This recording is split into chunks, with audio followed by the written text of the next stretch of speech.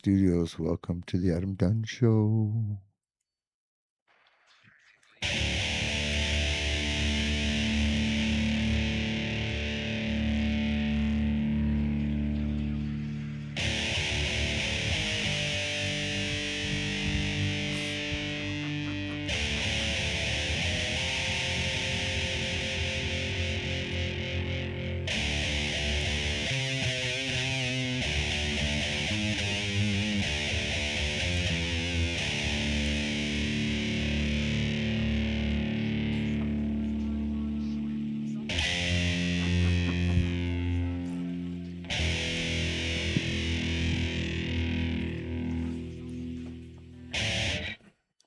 Welcome to another edition of the Adam Dunn Show. I'm your host, Adam Dunn, and I'm invisible at the moment, I believe. I'm Dave Charnock. I don't know what happened there. We got you, dude. There he is. Came from behind the curtain. Did you see that? That was crazy. Snuck in from behind the curtain. We are live from all over the place. These guys are in the studio. I am in the mobile studio, and here we are. Let's go. Hey, we have a full show. We got Danny. Well, first we got Ed Rosenthal coming through from his world tour, coming back to give us some inside scoops on India and all these changes going on internationally. And then we have Danko coming in from New York to give us the updates on last week's fucking champ show / the sour showcase with rides and dogs and all the fucking crew. And we got Mike Biggio coming in from Area 420. He's got his grand opening going on out there, and we're gonna that's our full show wrap up. But then we got all sorts of surprises all along because we never know what the fuck's gonna happen, do we? When are we planning on bringing Mike in? Why don't we bring him in now since we have a half an hour until Ed? Just relax, bro. Because he's scheduled for the end of the show because that's how it's going. Because that's Danko's the end of the show. No. Hey, listen, buddy. Let me tell you something. Danko works at a place called Conbud, right? He does. And Mike is just about to open up his own version of Conbud because if you think about it, he's going to do full circle. So I am bringing it together in a very elegant way, and you are trying to hack it apart. Well, don't say just in case you mentioned it, but what's he going to call this place? It's called the Area 420 outlet. It's already open. It's been open. It's open for a week now. They opened up last week. No. I saw that in the card. I was just thinking it was going to be some play on Conbud, 420 Con, or really? you know. No. It's just that something. It's coincidental. I got it. Area 420 already is known. It's already branded. They're not trying to promote that there are a bunch of convicts down there. That's not a good look. Fair enough. But in New York, it's a perfect opportunity. So anyway, we're going to talk to those guys. And the beginning of the show is all about us going through our week of all the exciting things we got. This is the most exciting thing I do every week. Really? Really? I've admitted that for a long. Yeah. I guess you have admitted that for a long time. Well, first of all, this is our first show in April, so that's exciting because you know what April means. Deadlines. Everybody's like, are you talking about taxes or garden Really? stuff? You're going to bring that? That's what you're going to bring up? Really? I'm all done. Taxes, really? Yeah. You just made everybody pucker and cringe, and they're all looking for another podcast right now. No, we're done. Got it handled. Don't just, look, the things you don't talk about with friends, money, religion, politics, taxes. This is wild. I talk about everything with my friends. I'm just kidding. I understand that used to be a taboo thing. It's a pucker word. I'm totally triggered now. Oh no! I always find it kind of weird though that like 420, of course, is during. It's like all that's on TV is. Have you filed your taxes? Have you, like, the taxes are coming, and you're just like, it's like this pressure on people. And then on top of that, we have to deal with our stoner pressure that we have, because that's the real deadlines is, hey, guess what? We're launching on 420. Like, no way. That's such a great idea. I never heard anybody in any cannabis company ever launching anything on 420, but they all do. And this year, it's going to be on a Monday. Okay. I actually like that. So it means everyone's going to start on Thursday, Friday. It's going to be a Saturday deal, Sunday deal. Yeah. They've just added a show on Monday. They've added Snoop to the show on Monday. So now it's Snoop at Red Rocks with Ice Cube and all that, the same That's always lineup or fun. whatever. So that's going to be crazy. So that's happening on Monday. So there's stuff going down. It's going to be interesting. Like at first I thought it was going to be bad, but now I'm like, no, actually Monday's pretty cool because then we get the bonus. We get the bonus days, you know. So I agree. That's a good way to look at it. I mean, But I was going to go to New York. In the middle of the week, when it's in the middle of the week, it really sucks. It's like 4:20 on a Wednesday, and then you're like, Challenging. you gotta get- I Gets do extra like a fun. long weekend. I might have a ticket to New York to give to somebody. I think Southwest will you can take- change your points. I would love this ticket. I've never been there. I'm not flying there. I'm all triggered. Are you? Triggered. Why are Why you? not? Yeah. What are you triggered I was just about? going to fly in for one night. I was going to fly in. I was going to Yeah. land at noon. So everything would have to go right. Because if I land at noon, LaGuardia, it's still a rough ask to make it settled into the city. I'd have to go by and drop my stuff off in my room, you know. Well, if you're only going one day, What are you bringing all your stuff for? Bring a backpack. stuff. Go Backpack. hang out. Yeah. You are one of my most high-strung friends. I know I love have you. to You are bring like- my sleep Carry apnea a thing. little backpack. No, I can't. I got to bring that's the thing about having sleep apnea. I got to travel with my fucking breathing machine or, you know, I die. So Come on. I got to bring There it. are ways, yeah. I'm not bringing that down to fucking Washington Square Park. Anyway, I'm not going. Yes. I Okay. watched that big, huge thing and I'm not, nope. I was like, no. Oh, come on, get on. So basically you're saying if somebody's in Denver and they want to go to New York, you've got No, I don't even think they have to be in Denver. I think I have to use we'll figure it out when I'm not, you know, On the pod. speaking out of my ass on the show, but I have to use the points by like Southwest changed everything about their airline. Whatever. So all my points that were forever not expire, I think expire like the day before I would have really wanted to go to New York to see Dark Star Orchestra play, but they don't work. So I don't want it. You know, I'm a different guy right now. I'm not You I'm are much more very high-strung. particular and stuck in More your high strung. ways. Wait a minute. Yeah. Did you say you're more high strung? about certain things right now. I'm finding that I'm not into, like, I don't need to fly to New York for the day. I'm thinking to myself, how stressful that would be finding care for Pauline if the Actually, flight is to me, it delayed. seems almost the best. It seems like the best way to go because then the stress is all like getting to your thing and getting back. And it's like, you know what, in and out. I'm taking your ticket, Dave. No, actually, I can't because I've got word that we may have something really cool happening on 420. I can't tell anybody now because it's not official. But if it does happen, you We will should hear ask- first. Let's ask Kelly right now whether we can talk about Labor Day weekend. Well, of course you can. It's fucking announced. I mean, we don't know what's going on with it. The new Cowboy Cup thing? Yeah, did you see the dates? Yeah, I sent it to you guys. Right. I It's didn't I didn't confirmed. believe it. Well, the funny part is I didn't see it until the next day, and that was on April Fool's Day. And I was like, this is some bullshit right here. This ain't real. I was like, this is like, and I looked and I saw Stone Temple Pilots, and I was like, what is this? Like, come on now. They don't even exist anymore, do they? But apparently they do. So it's, Oh, Wait a minute. that's Speaking funny. of April Fools, did you fall for any of them? Did you wake up and just forget for a minute and fall for at least No. one thing? That was my first day of my 5-day fast. It was very. Oh, no, I did. intentional. I was did. not I getting did. duped. What- Which did. one did you fall for? Because I want to see if it's. I doubt it's the same one. oh, I know it's not. The I same fell one. for one.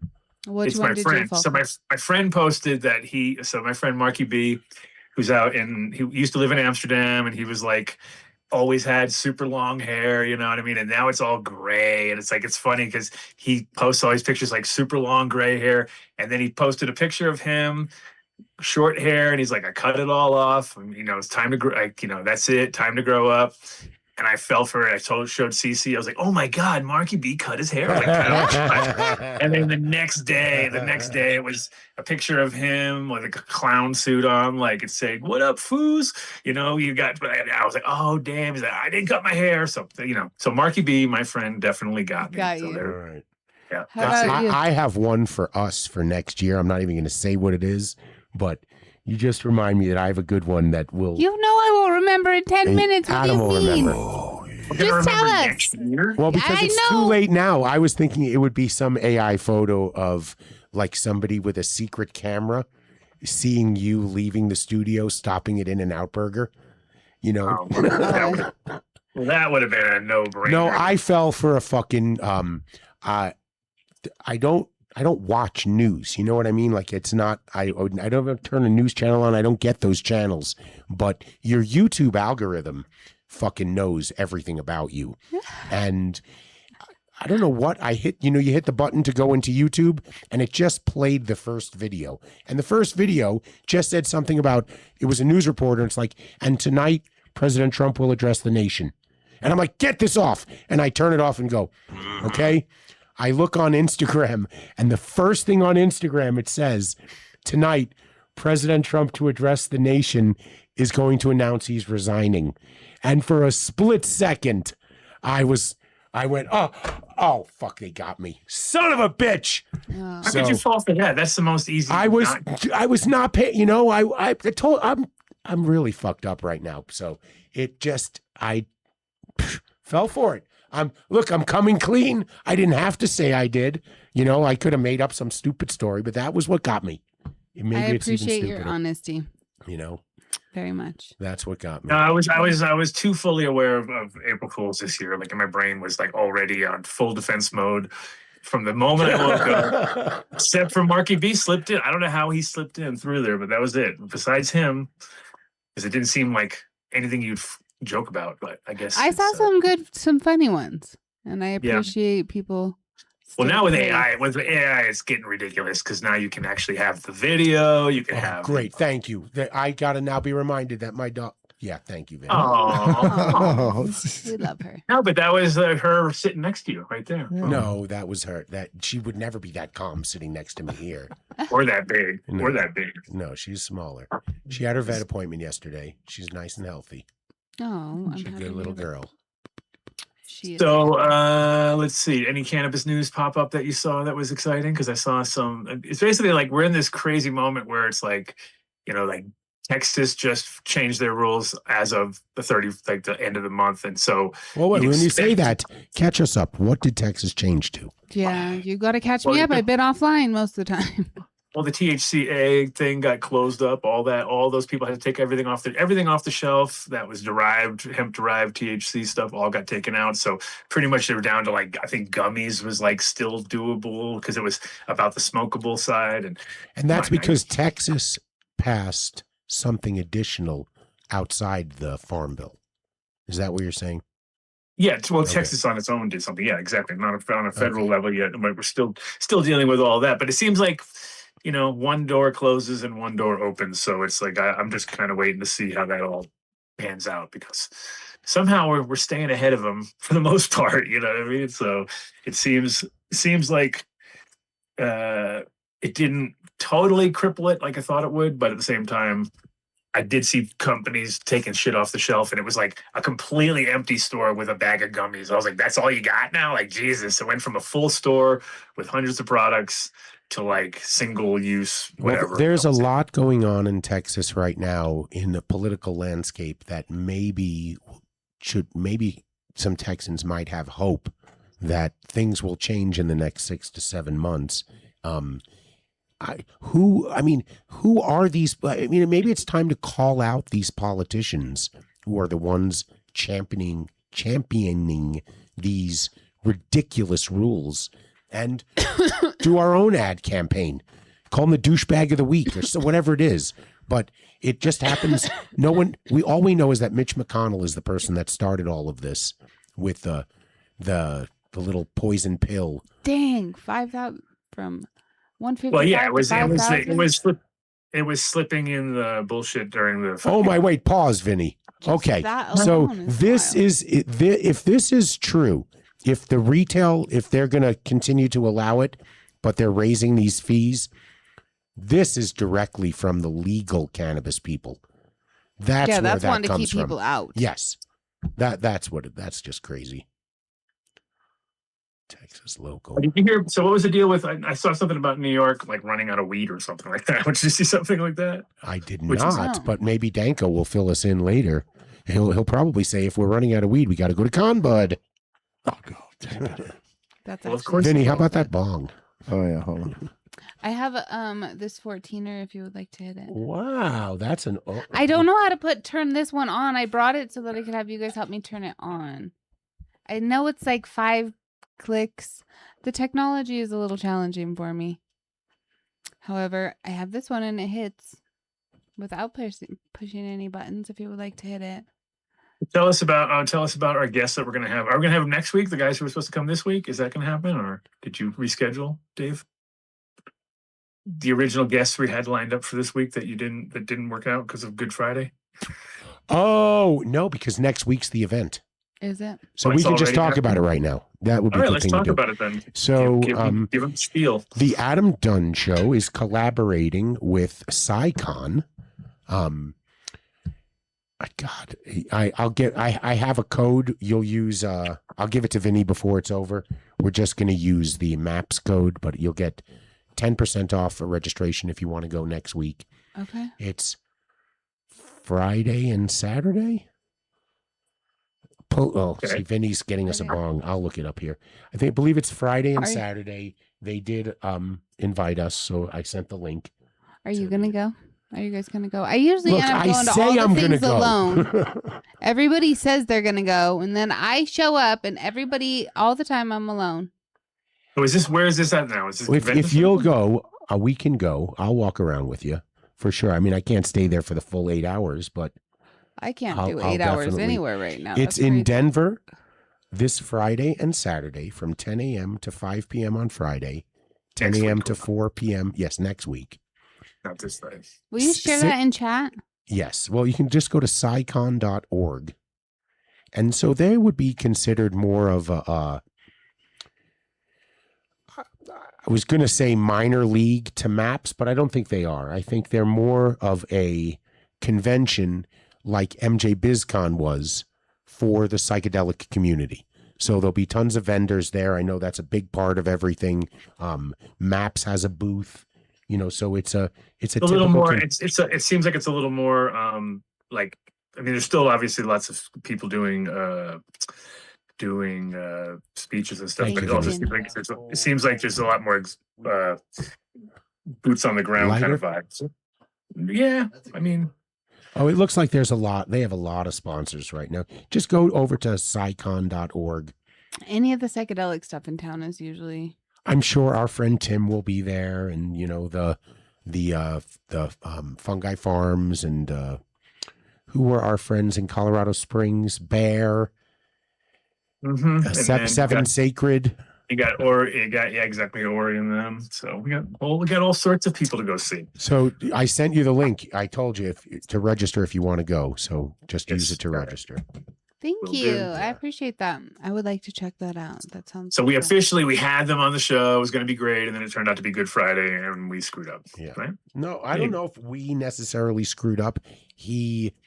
They're God not. screwed up. God screwed up. If you were Friday, celebrating that's for okay. me, you better be calling it a terrible Friday because that'd be screwed up, man. Oh, terrible Friday. Yes. Happy Oh Good wait, Friday. today's Terrible Friday, yeah. Oh yeah, yeah. I didn't understand. I just respected his what he said. I understand, and that was that. But check it out. The tickets are still on sale. They look anything to get the word out about the psychedelic movement because it seems that it's gone sort of under the radar. We passed Amendment 58, and then that was it. No one talked about it, and for a little bit, everybody got nervous because they thought that the governor was going to take away the home grow provision, which he didn't. So we sort of sit in this status limbo where nobody knows how to sell anything, with the exception of people like Joe Cohen who can offer Get the license. consulting. However, there is a coffee shop or a microdose shop that just When- opened up that you can go there and have a tea. Some things definitely ingest just on- changed. yeah. We should have Ori on to talk about that because they just opened something up in Boulder. That was it. Okay. Yeah. Okay. Yeah. Yeah. That's So actually a great we idea. should stay in the know, I would like to go guess, up there and right? check that out. There's your New York cannabis news. You know, What's that? thank you There's for your sharing New York that. cannabis news. There we go. I appreciate that very much. So, Vinny, you didn't get no April Fools for you? No, I'm usually prepared for that. My daughter's birthday was yesterday, so Oh, another happy to your birthday girl. on another podcast to my daughter. Wait, what year was your daughter born? Oh, that would age me. Well, was it 80? was it 89? No. Okay. Because yesterday was the 37th anniversary of my first Grateful Dead show and my first LSD experience. How old are you? 56. 56. I was 19. Okay. Record sales in New York, 3.3 billion retail. Jesus. Dang. That's nuts, right? 3.3 billion? And is that Since 2001. Oh, I thought you were going to Okay. say Yeah, Since yeah. 2021. January. Since 2021. Yeah, since January of this year. That'd be crazy. That's But still, that's like what 2021. So you're talking 5 years. So it's shy of a bill, like 700 mil a year or something like that. If you 250 million in the first 3 weeks of February. Somebody look us up, but I think Colorado. the first weeks of February, Yeah, or up until February. right here. The market is off to a record start in 2026 with nearly first weeks of February 25 alone. 250 million in the first 3 weeks. What of did February. Colorado do in the first year? Well, how long did it take Colorado to get to $1 billion in sales? One topic at a time. Because brother. I believe look, I was slow at down. I was at a Broncos game when it happened.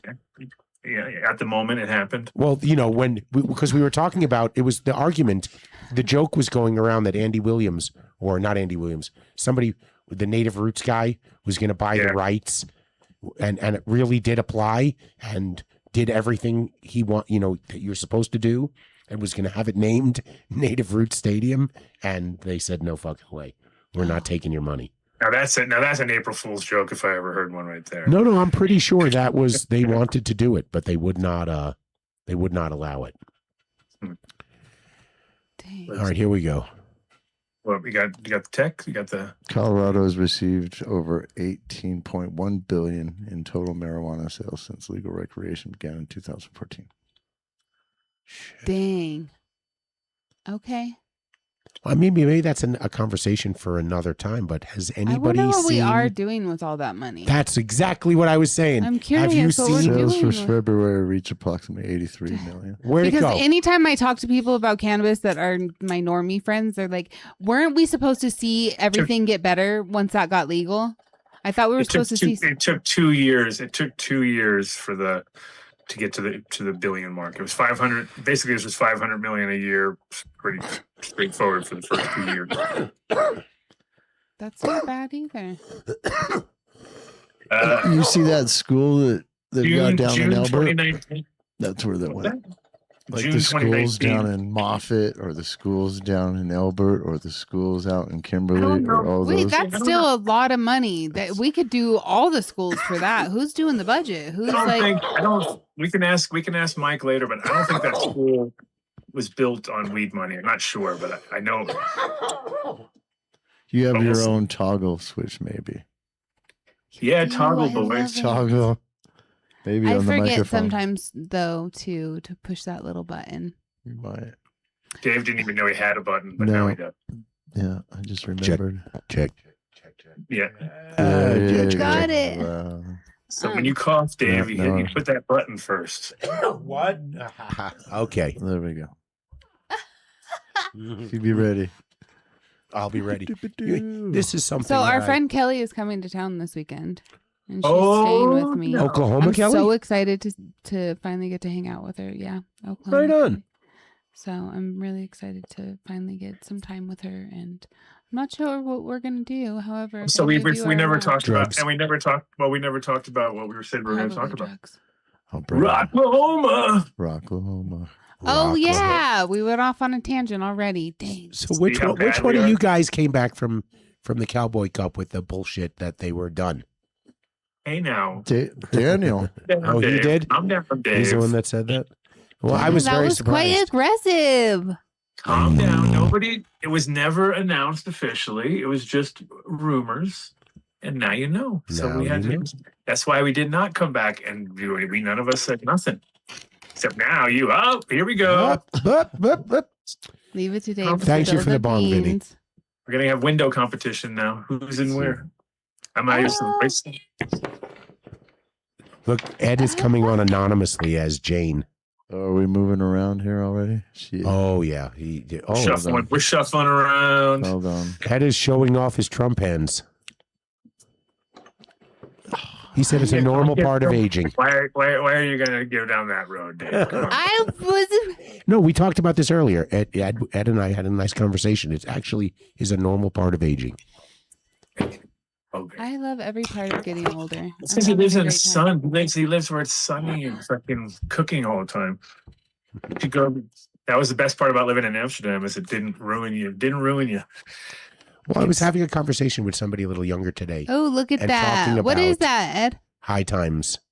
And do you realize did you know It's Keith. what high times was? I did. Before meeting Shush, us? Dave. It's Sure. stuff Always I talking. made from spare marijuana. You know, like I had all this stuff lying around, and it was too much effort to manicure it or anything. So Got turned to hash. yeah, easier. It's the benefit as you're trimming. There's a moment in time where you're like, "Fuck it," it just goes You know, into. the thing about it is that I'm going to tell you the full story. Oh, goodness. So, yeah, well, probably like you, Dave, I was vaccinated from an early age as baby and then, all through my life. And you know how they were talking about the magnetism when, for the COVID-19 vaccines, people were claiming if they put a magnet by their head and they had a steel skull, they would it would stick to their head, especially if it had glue on it. So, but that's well, that's true. Don't argue with that, right? Science. Yeah, that's science. So, so similar thing has happened to me because I have marijuana magnetism, and marijuana just seems to come to me. I could be standing outside of a concert and just standing there, and people will hand me joints. I have that disease. I love that. They don't stick to my head or anything, but anyway, they stick to my mouth a lot. So Stick to your lungs. yeah, I'm gonna flex here and say that's how we had our first real conversation. You were throwing little mini eddies at me at the Denver Convention Center at a conference. I was sitting there talking to somebody, and you just started throwing joints over, and joints were landing in my lap. And then you came over and discussed your new brand with everyone. I love it. Yeah. Hi, Ed. Good to see you. Yeah, really good You to too. see you. It Welcome looks back. It looks beautiful and sunny where you're at. It's yeah, well, always. I'm in Is the it a- sunroom. You see, this is my sunroom. That is These so These are beautiful. plumeria, like Hawaiian plumeria. Yes. They're just beginning to flower. Absolutely beautiful. Yeah. Well, Where exactly are you located? I didn't know where you were. I'm a small town guy. I live in a little town of 11,000 people called Piedmont, California, Okay. which is totally surrounded by the city of Oakland, but it's its own little town.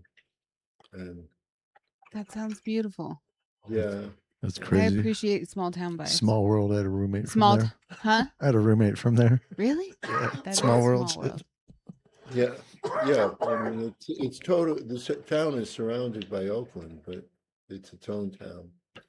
So So you're just getting back from your international trips, or when did you get back into no, the I've country? been back. I've been back since end of December. Oh, okay. So it's just. I'm getting ready to go. Yeah. Oh, nice. He's actually going to be meeting up with Irazine. Yeah. Wonderful. Well, there you go. Now that's a podcast right there. 100%. Yeah, will you zoom in when you're together? Yeah, That would be- That would be fun. He won't come on camera, but you can sit there and hold a puppet or something like that. Ooh, Irazine comes on camera. Yeah, he does. No, I thought he I did. thought Are you sure? He was on the show. I know he just talks. We don't ever see him. I feel like last time we had a conversation with him. No. We definitely saw him.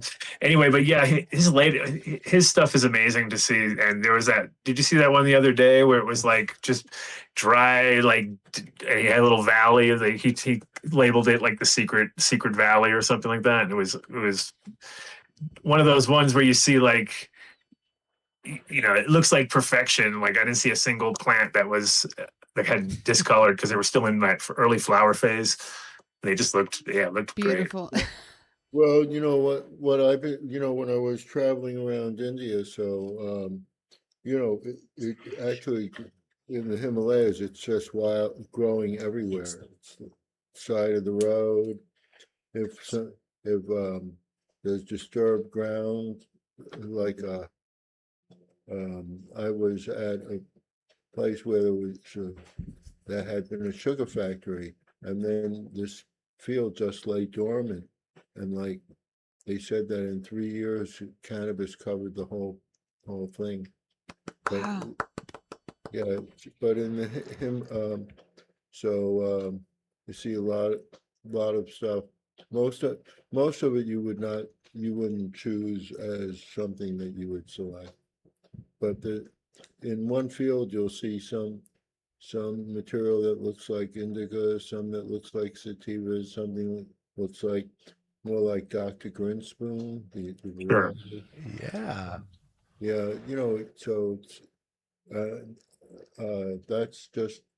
that's what you would predict in an area like that, to see all these different things in one field. And that's all char. And if you do use anything, it's all chars out there too. So people are Up there, up there it is. Yeah. Yeah. In that Pavarti Valley, and is that where you were through there too, or? No, I haven't been through there. I was up in if you look at Uttarakhand, and then in Himachal, up in northern Himachal. So it's and that's only a couple of thousand miles from where, or 2,000-3,000 miles from where cannabis originated. So where they speculated it originated, and so there's a lot of variation there. You'll see all this variation. When we had Irazine on the show, he had a map up, and he was kind of, that's exactly where he was talking when we were talking about origins of cannabis and stuff. And so you were there because last time you were on the show, you were talking about them legalizing and kind of getting kind of coming to sort of modernizing their situation there. Is that happening, or what was the situation? No, it's that it isn't happening. That's the problem. Not happening. They're in 1970s America. What I'm trying to do is sort of be a cheerleader for the people who are working for legalization. Okay, some advocacy. Yeah. What do you think the future is? I mean, we talked about this last time. It's more province by province, or how they... It's state. Yeah. It's like the United States. They have a federal government, and then they have a state governments. And it's illegal federally, and it was just like the United States. It's illegal federally, and it's a legal state. And that way, everybody can get some money from corruption. So Wild. Yeah, I mean, it's hard to change those ways too, because a lot of times that's like how things have been. Especially when you talk about corruption, it's like that is literally how things are greased and wheels are turning, and you can't. That's probably making most of their money. Well, you see, it's sort of a weird situation, because it's unlike religious organizations, which in the United States were opposed to cannabis a lot. In India, it's part of the religion. Like Shiva used it all the time as Bhang. That's a drink, that they make from it. So he used it all the time, and that he's one of the three gods. So they still have provisions for people to use it during certain holidays, like Shiva Birthday, which is a celebration of Shiva's birthday, sort of. So, and it has a long history of being used, and it's only been illegal there for 40 years. So within some people's lifetimes, it was legal. You know whose lifetime it was legal under? Probably yours, right? Mine. And as a matter of fact, in 1980, I happened to be in India and photographed a legal field that was regulated by the government and took photos of it. And, about 4 years ago, I published a book, Ganja in India, and then I brought that to India. And that was the first time that many people had seen legal ganja in India. It was Wow. Yeah, if you weren't around then. Was that big, heavy Definitely. book that we were supposed to send to somebody by the name of Cheddar Bob? Or is that a different book, Adam? Do you know? Was that the same one? No, Different Different one. book. Okay. Sorry, Cheddar. It's on its way. This is a thin book, but and it's good for you, Dave. It's mostly pictures. Thank you. Yes. Damn, Ed, you're great. Yes. That Well, you can tell he's your real friend. I love it. Only the ones you've known for decades. It's okay. So, I'll take it. so anyway, and so when I was taking it around India, this is the first time that people had ever seen legal cannabis in India. It's 40 years, it's been forgotten. All the people who worked on it, they've been retired long ago, right? So, Well, like the it only famous. takes a few, same as in Nepal, it only takes a few generations to forget your customs. Yeah. Yeah. Like the Eden hash house was in Nepal, right? That was a Nepalese place, yeah. So and those are all gone. All those original spots are gone, or Not only that, when you go to Nepal and you see where the Nepalese young people are, they're all in bars. Oh. wow. There is no the tradition in Nepal that's left is, people 50, 60 years old. Young people don't know about it. I'm sure there are some, but it's not really part of the culture the way it used to be. That's crazy. That's crazy because especially because it's to know that alcohol is now infiltrating into their lives. The government likes it. The thing about alcohol is to tax it, you just have to go to a few companies. Think about it. If all of the beer companies, the craft beer companies. Yeah. I mean, in the United States, if they were taxed, it would be so easy for the government to tax those few companies, right? I mean, they're just, Right. even if there are 10,000 of them, that's a relatively small amount. So any substance where there's some sort of bottleneck and you can get all of it, like that was the theory behind removing cocaine. If you could get it where the funnel is tight, then you'd eliminate cocaine, so they'd eliminate it for a day or something. So,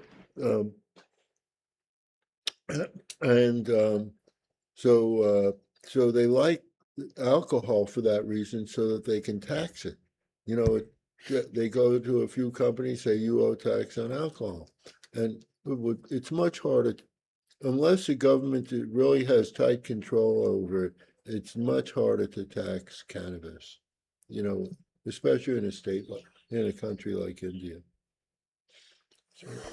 But I think that it will be legal, and the first two steps are that for medical use, especially in pediatric medicine and cancer, and then also that for religious reasons, that the temples should be allowed to help their the people who come to honor Shiva, that they should be able to get cannabis from them.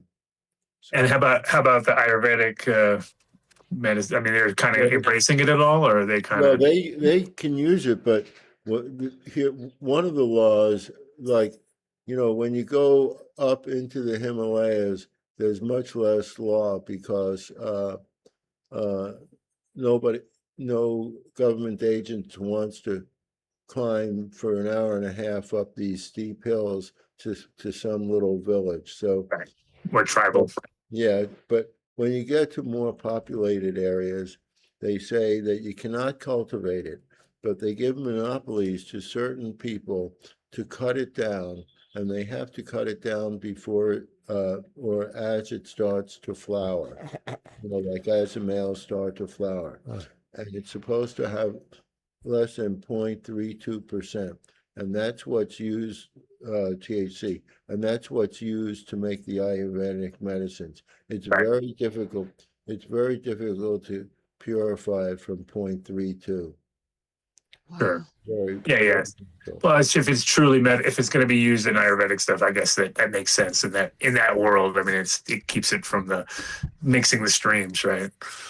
No, it's like it's a government little give back to because because it's needed in Ayurvedic medicine, so it makes it very hard to get a good, like let's say you were making a concentrate and you were starting from 0.32.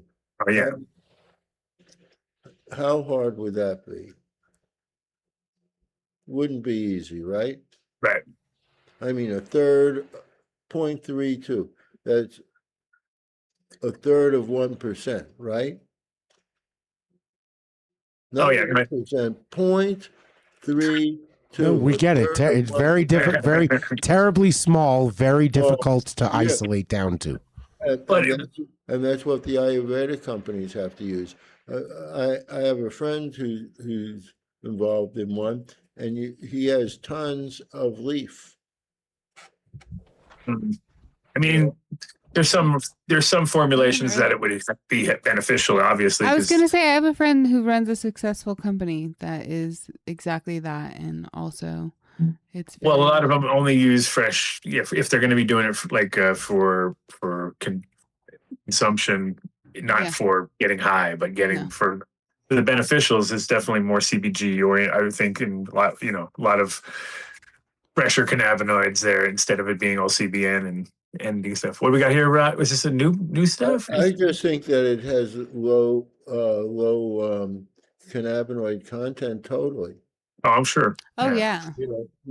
And don't forget, this is before it's flowering. It's just and we're talking about not the buds but the leaves. That's even wilder. Right? Yeah. So feed it to the animals, you know what I mean? That's the perfect thing for them. Do they do that at least? Because that's a good use of it. Well, I haven't seen them do that there. I've been in other places where they feed, like in Morocco, they feed it to, they pull the males from the fields, and then they use that to feed the goats. Okay. Where they do that, but no, they're very wary of it in India. So like they cut it down and they let it dry in the sun, and then they pack the leaves, and it's like it's just the worst. Yeah, it sounds terrible. Sounds terrible. Broke every rule possible. Well, I mean, the beautiful part about that though is you can go up into the hills and find wild cannabis, which is pretty amazing considering we don't have that benefit to be able just to kind of travel up a few thousand feet and find some wild plants, or people making hash. Well, I will say that those foothills, I think, make some of the Rockies look pale. I mean, I bet. It's vertical, and they've been building roads there, and like the roads. Sometimes the roads are only 1.5, one and Lanes. Mhm. quarter total, but you realize that they built this out of a sheer mountain or something like that. How do they do that? You know, Right. I still marvel at the engineering. Yeah. That's incredible. Yeah, driving must be crazy there in the mountains because it is. Well, they're building roads into the more remote places, and they have domestic airlines all over the place. What's that?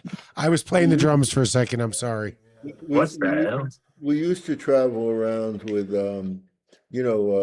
by either a train, car, private car, train, or bus. And I've done all three.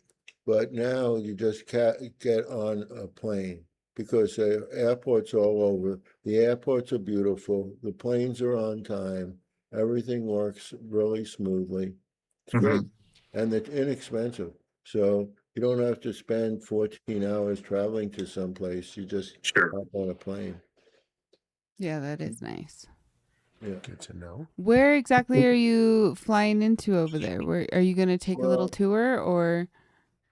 A little tour. Well, here, the last time we were there, we knew that we were going up to the Himalayas, and we made arrangements with. We had made arrangements prior to our coming, and so we went up to the Himalayas, and then we went down to Delhi, and we did not really have an itinerary, but we know a lot of people there. So we just decided what we were going to do, what was going on when, and we're able to just fly around, and we used Delhi as our hub. Usually. Your home base. Okay. Yeah. Heck yes. That's How long until you had Delhi fun. belly? How long until you had Delhi belly? We had no, that's a thing of the past. Really? Yeah. Like, first of all, if you go into any restaurant now, well, they'll ask Westerners, do you want bottled water? And most Westerners will say yes. But then you notice that they're putting an unlabeled bottled water on tables of Indians, and you say, is that filtered? And if they invariably say yes, and it is filtered, and so even so you can actually drink the water in restaurants and things. And then there's bottled water, and that would be the main thing that used to be. I think the worst, I think the one that gets most people, they don't realize it, is the ice. Because when they make an ice, they do it a lot of times industrial, and it's in these places, and it's like it's traveling around, and there's like, because a lot of times I've seen people where it's like, yeah, everything's good, and then they put some ice in there, and then it's like, oh shit, that's where you fucked up right there. Well, it depends. It depends what kind of place, and even like when we were traveling. When we were traveling, there was a 3-hour ride from the airport to this place that we were going to, and so we stopped on the road, and they have, they have roadside restaurants, and they have all different kinds, Western, Eastern, and we always ate at the. There's this one, it's a cafeteria style Eastern Indian food. They have both Southern and Northern foods. Well, so we would eat there, and, there are very few Westerners traveling into India these days. So most of the time you look around, there are no Westerners.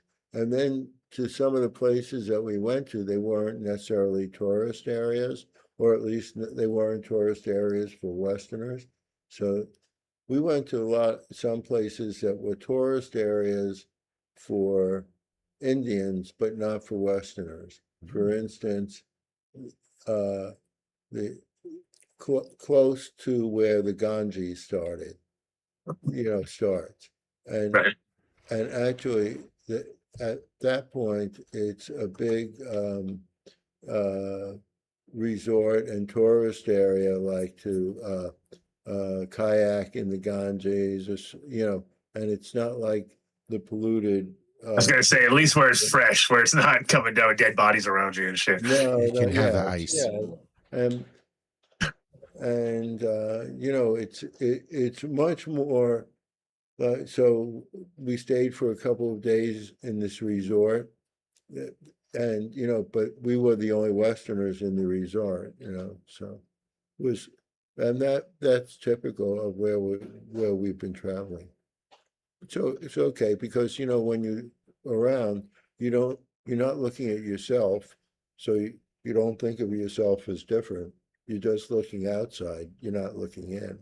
I wish the whole world felt that way, Ed. Yeah, Bro. well, Jane and I felt really comfortable with situations, and the people are polite. Most people want to be helpful, and we had a common bond because in one way or another, most of the people that we were associating with had some association with cannabis, whether they were an Ayurvedic medicine, an activist. We worked with a fellow whose company makes the pre-rolls that are stuffed in the United States, but they make the pre-roll there. So all these ancillary companies. So Right. so it was sort of like being in the U.S. and a lot of the people that we meet. Well, it's like, and it's the same as like here. Like it's even when it's really popular, it's still a very small community when you really look at it from, if you know it, especially because you've been involved for so long. So like as you go around, you realize like, yeah, we're still quite, especially when it comes to the industry side of it. I mean, there's obviously a lot of people using cannabis, but the industry stays.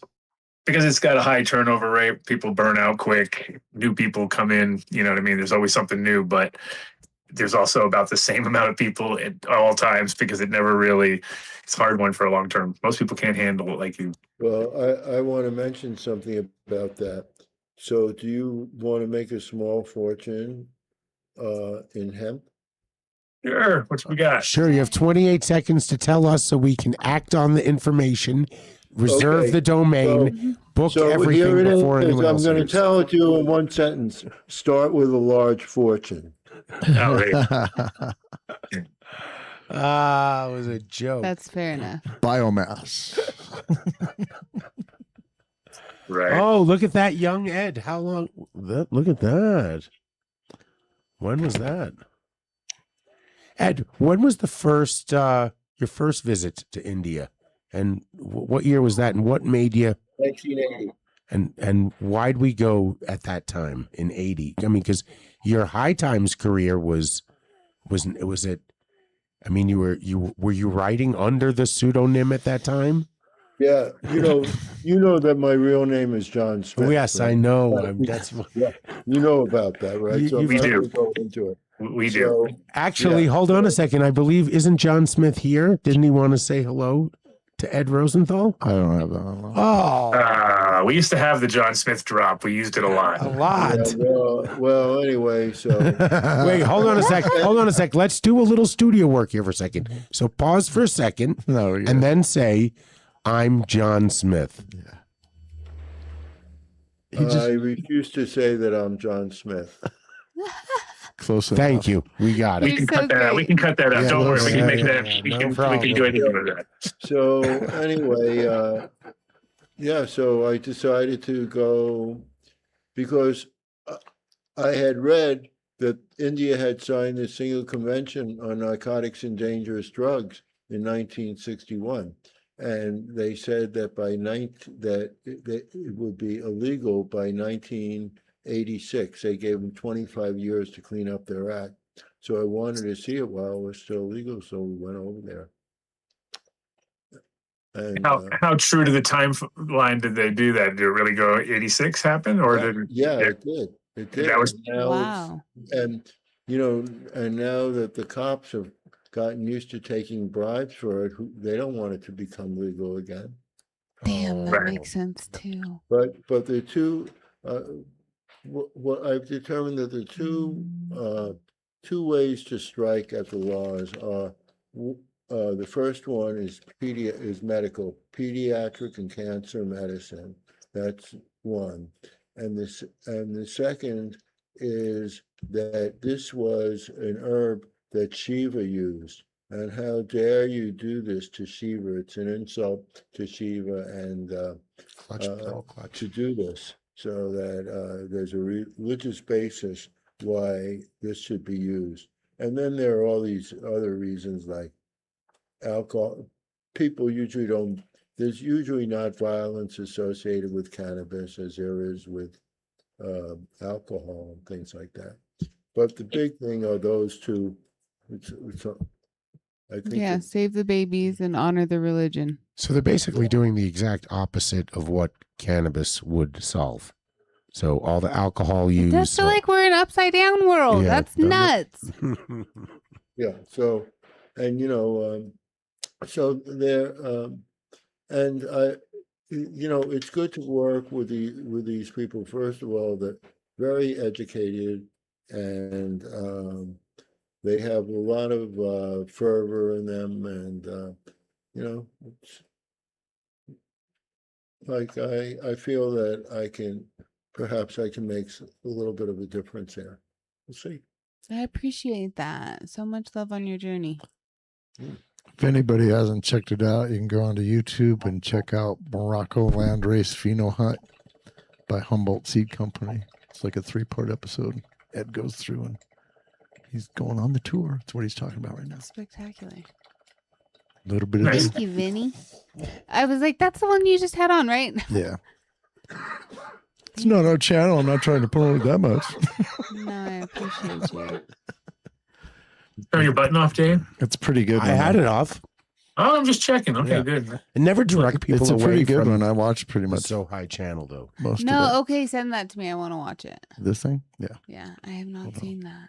You know what? No, I was just doing the dates in my head, and I know you launched High Times, but I don't know, when did the first Ask Ed? Do you remember That's Morocco? You see, those are plants in Morocco, and if you stop it, go back a few where that guy is holding them in either hand. Okay. Wait.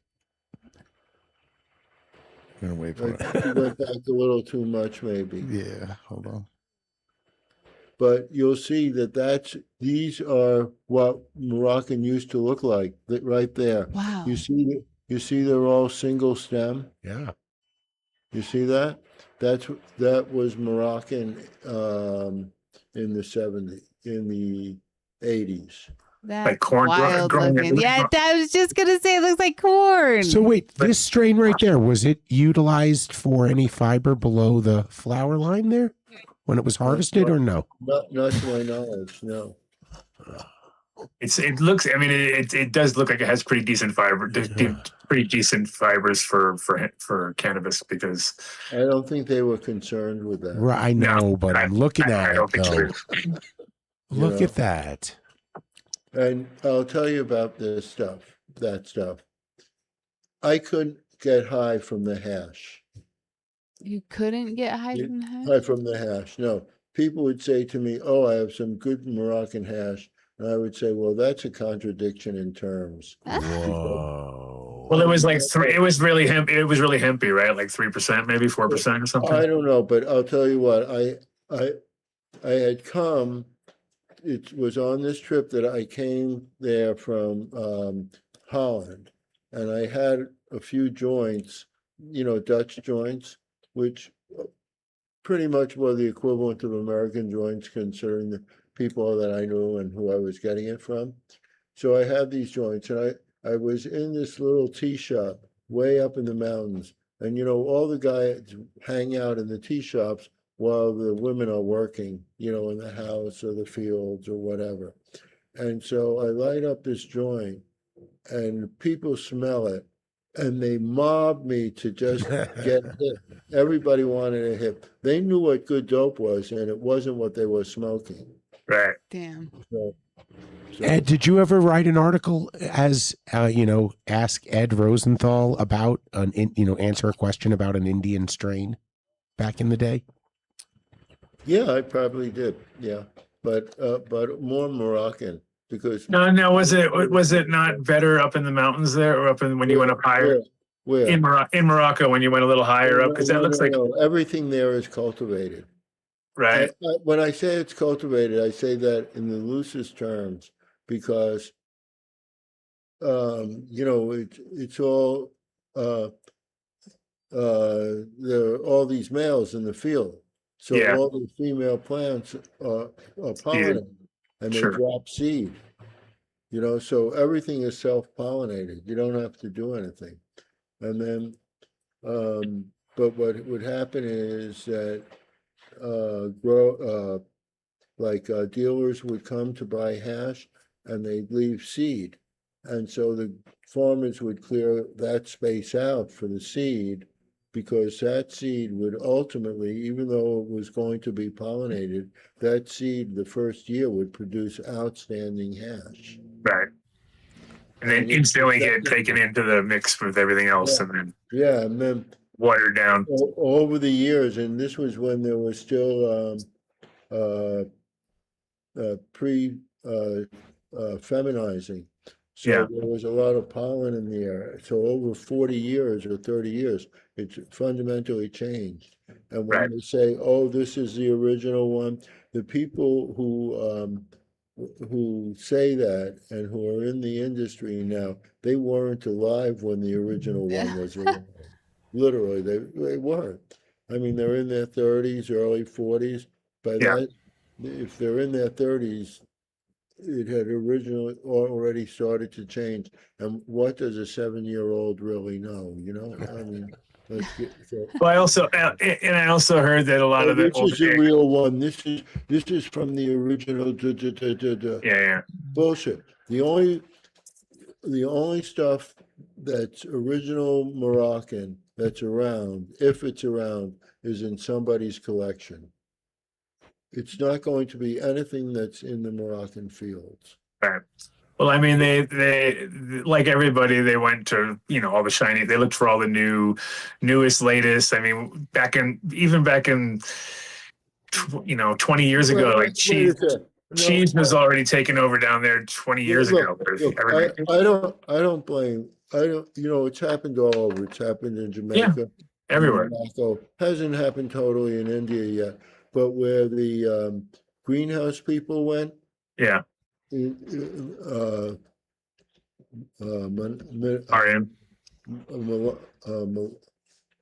strain hunters. Manali. Oh, Manali, yeah. They compromised all the varieties there because so many people are growing it.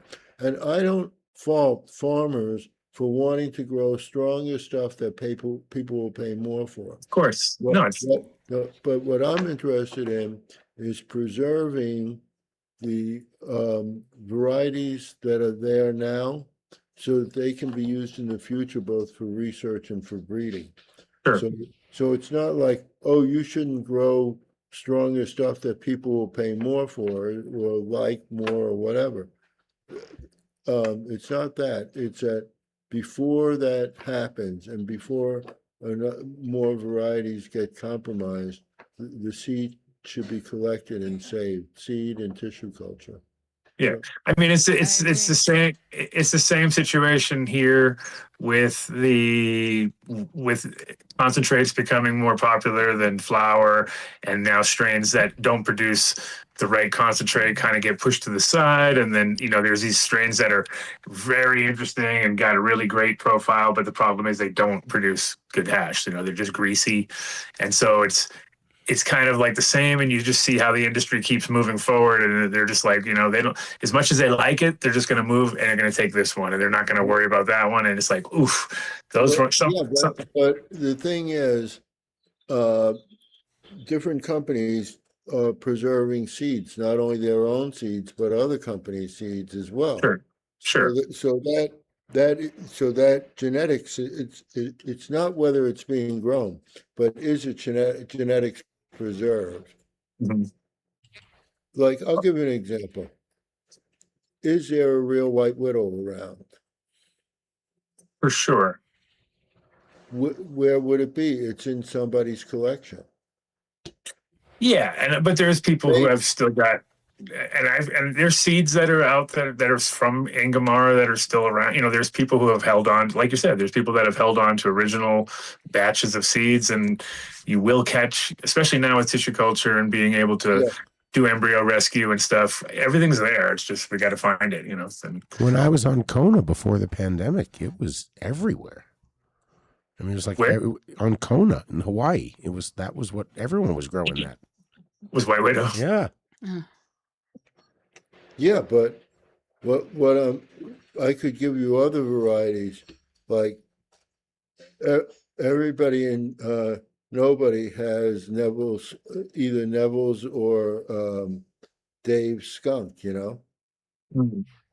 Either everybody has it, you know, skunk number one. Either everybody has it or nobody has it, you know. Well, and the problem too is that Nobody has it. That's a classic one where like the real skunky skunks are gone because they narked themselves out a long time ago. You know what I mean? Skunk number one was not real. It was that wasn't skunk. It was sweet. It was not skunky. It was intense, but it was sweet. Yeah, no, I know. But the skunks that you're talking about, that you know, that wasn't caused by terpenes. Mm-hmm. It was caused by what? By the thiols more, the sulfur, volatile compounds. Yeah. Yes. Right. I'm looking for that, by the way. Me too. I think we're all looking for that, Ed. That's the crazy part too, is that like when I was like 15 in Rhode Island, there was like trailer park kids growing that exact thing, like a skunky plant. Every part of the plant smelled like a skunk. It was bright green and it didn't look beautiful. It was kind of leafy, but it was amazing. And it was like a 14-year-old kid in a trailer park was growing it, but now you can't find it anywhere. Like now we're all out there hunting for that, you know, just for this real simple. But I have a feeling that, like I said, I think that because it was so easy to fucking spot back in the day, it was like it kind of just got weaned out because growers couldn't do it. Like it would go through I believe that it would go through turkey bags. Oh, for sure. Yeah. I mean, and that's the crazy part too, is like, you know, those lingering kind of things. When you're in the grow, you smell it. And when you're about to harvest, you smell it. And then a couple weeks later, it's like it's faint, but it ain't nothing like that used to be. Like the closest that I would say modern wise, that was like when I first moved to Amsterdam, the super skunk that Sensi had at Amsterdam in 89, 90 was like, had that vibe. Like it was like still there. You know what I mean? It was still lingering enough and it was close enough, but that was about the most skunky thing that was there. Everything else was just like you were saying, like this sweet kind of skunk one vibes, you know? Yeah. Well, I think Dave's skunk number one, I don't think that was skunky. I think that he just named it skunk because that was so popular. It was on everybody's lips. Yeah. No, I know. And when I had him on the show one time, and him and Rob, I was like, come on, guys. That was probably the biggest fuck up along the way of like messing up with people's minds, because as growers, we're all searching for this skunk thing. We're using skunk one, but we're not finding it. And even when the cheese first kind of hit the market, Rob told me, they were like, this is just a skunk one, like one of the ones we didn't like. You know, this is the one we didn't like. And I was like, oh, well, this is pretty nice, actually.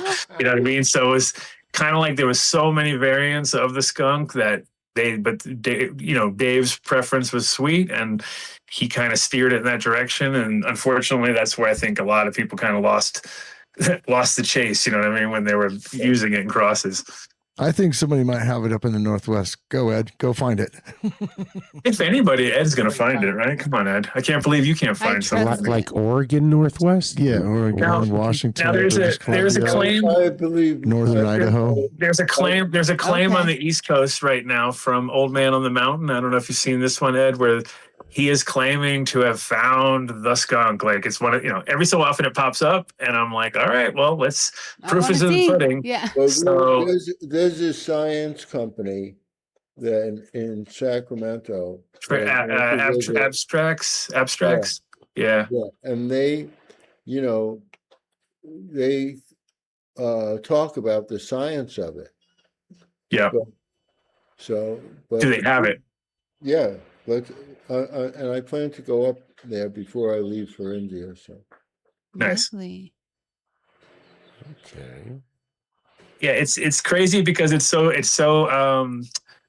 not that long ago, and all the people that have had it along the way know it exists, but somehow with all the growers and all the breeders, we can't really find something that we all agree on is that particular skunk pheno that we're all looking for, which keeps us all engaged, I guess. You know what I mean? But well, I think it also begs the conversation that maybe we'll never wind up losing anything ever again. Now that we have people like you guys that have seen what's been lost in the breeding community, there's like there's a collector out there, like back in the High Times day, or there's someone who is preserving the genetics every year after year after year.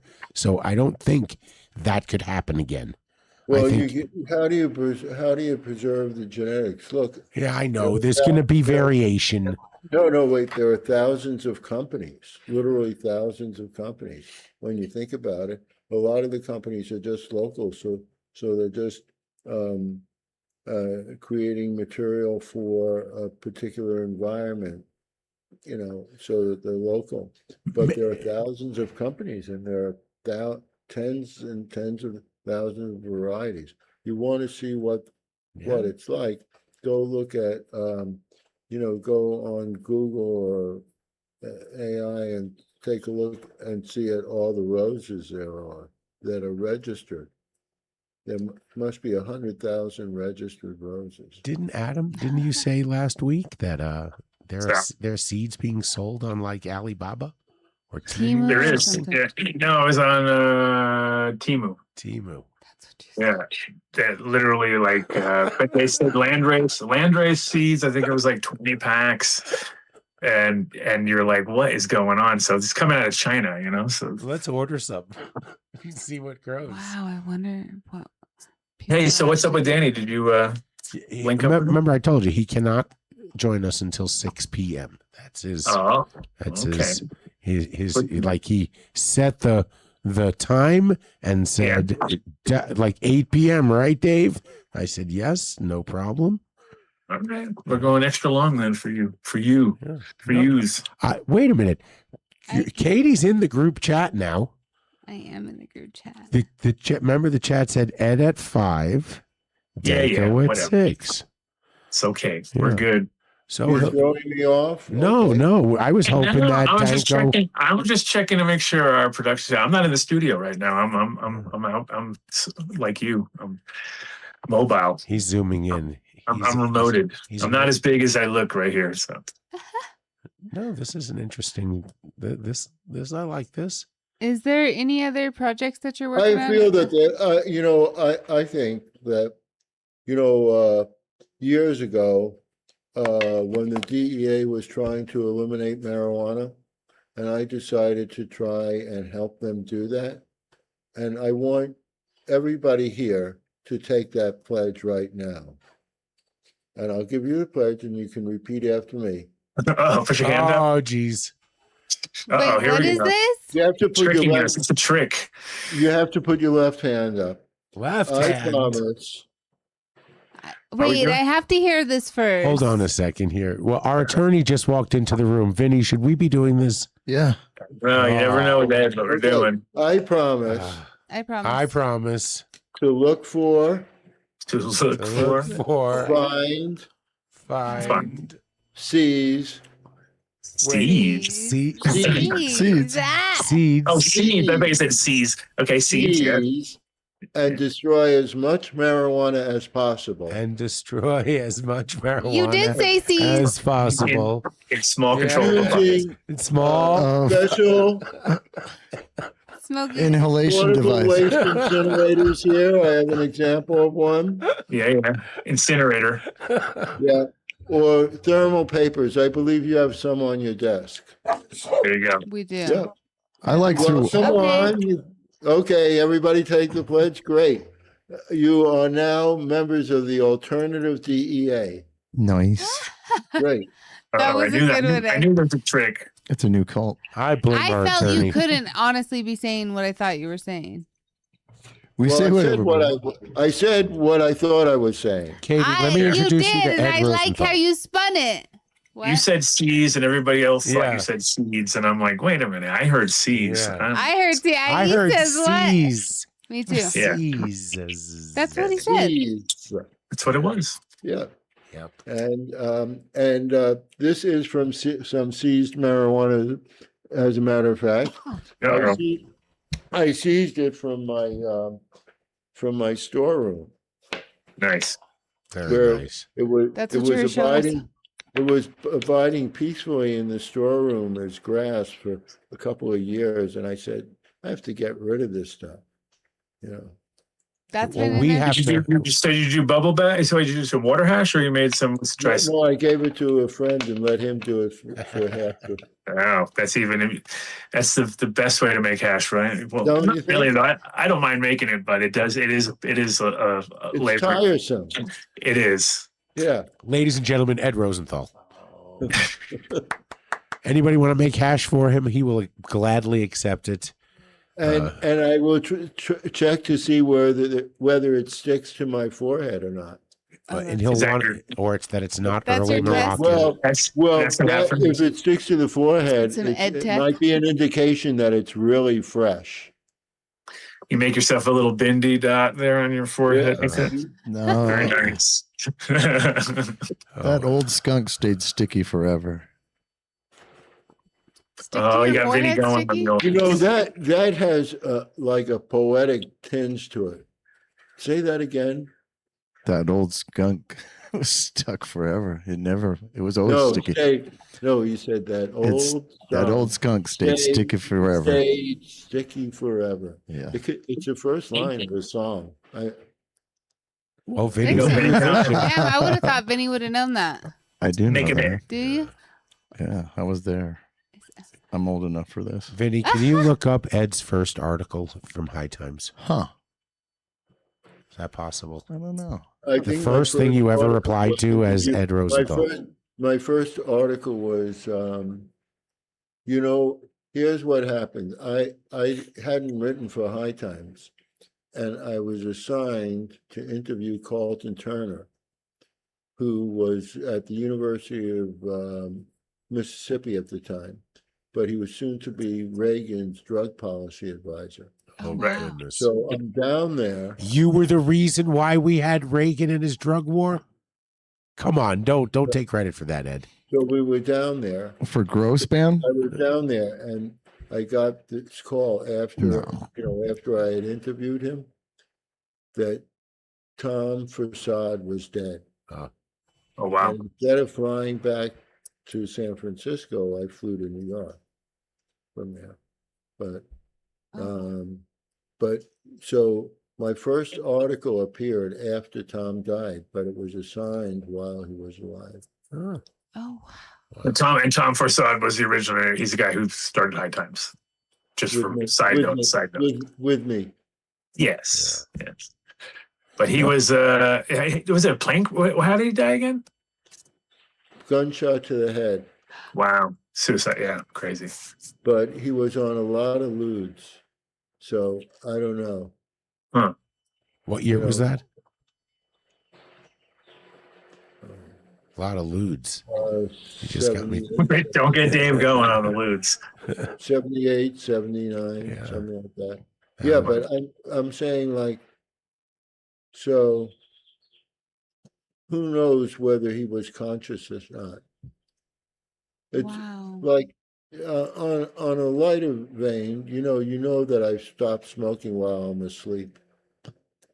Good to know, Ed. Excellent. Are you going to be I love those performing at all? one-liners from you, Ed. You're so great. Well, this is where he works it out. This is He where you does just hook stand-up. up Dave's Yeah. pap machine and just feed that thing. Look at the big picture. You're great, Vinny. So what, we have any more books coming after India? Is there going to be a wrap up or? We're doing I'm doing a book with a friend, and it's called Growing in Tents. Not intense, but in tents. Yeah, of course. So you got to play on that. I mean, come on. Yeah, and we have this tent that is really incredible. Intense growing techniques. That's what you need to call it. Yeah. So it gives you the vibe. Intense. Yeah, that's funny. Intense growing. But this tent, like with the attachments, it automatically controls temperature, humidity, water, the lights. You can adjust the lights to the type, where the plants are in their lifetime, in their like with spectrum tuning. Yeah, you can adjust the spectrum and stuff. Really, really incredible. It has controls like you would have seen earlier, just in a commercial greenhouse. Yeah, well, like AC Infinity is they put together like all the equipment they have for tents are like stuff they haven't even got for major grows, like VPD, all VPD controls, and everything is on, it's all links back to one thing and goes to your phone, and it's like, yeah, they're people are investing quite a lot of money into their tents these days compared to back in the thing about it is that all those controls have gotten they're very reasonably priced. Yeah, they're not that expensive. So what was this incredible stuff for large commercial greenhouses, once they had the technology, they just miniaturized it, and it's relatively inexpensive. When you say relatively, what is the price of your intent? I think the tent with the accessories was about $1,300.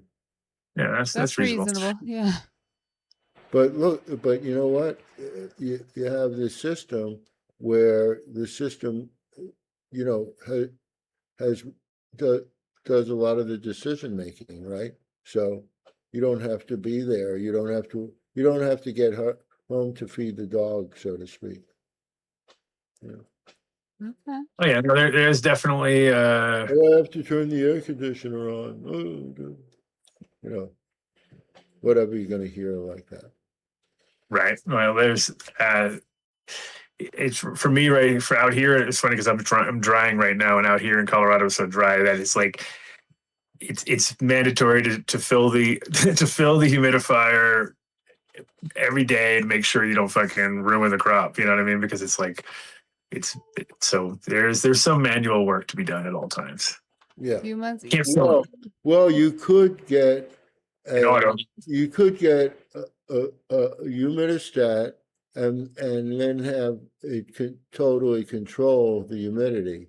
Mm-hmm. No, it's on a humidistat, but it's just more filling the res. I got to keep the res full, at all times. That's the most important part. And it's got to be RO water, so it's like got to get the RO filled first to make sure to keep the timing rolling. It's one of those, because if you don't use RO water in those things, they chalk up so fast that it's not worth. Because it's all the nebulizers, the little nebulizer for the vapors, and they get really chalky if you don't use RO water on them.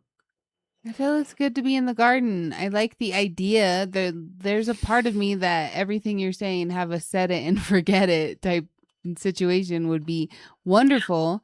And also, I think that it's a beautiful thing to be able to be in the garden with the plants. So if you can, I'm still hand watering. I can't even try. I can't trust anything because I've had too many issues in my life where I'm like, what do you mean the whole line of plants are dead? Like, what happened? And you're like, oh my God, it's like this stupid. It's always some mechanical. It's a drip line or it's a filter that didn't get, that got clogged. Or I can't go to the concert. I have to feed the plants. Oh, that's happened or we have to go a long weekend and we have to I'm sorry, girls, I'm going to overfeed you right now because I'm not going to be back in time otherwise. You know what I mean? Ed, what you just said by every deadhead grower across from the 80s forward. You know, they all talk to the bro, the famous. That's the story. He left town to go see the Grateful Dead and had somebody watch his garden. That's at least the story we buy into for the origin of sour diesel. Well, the origin of it leaving, getting out to the world, you know, and then it's that, and it's like the reggae on the river probably kills more plants every year than anything, because it's right at that time of year when plants are booming, and if you're not there at the right moment, you come back and it's like, no, they're all dried up, or you know, and then how many people don't get home on the day they say they're going to get home? You know? Well, people should look at the method that I espouse and have videos of.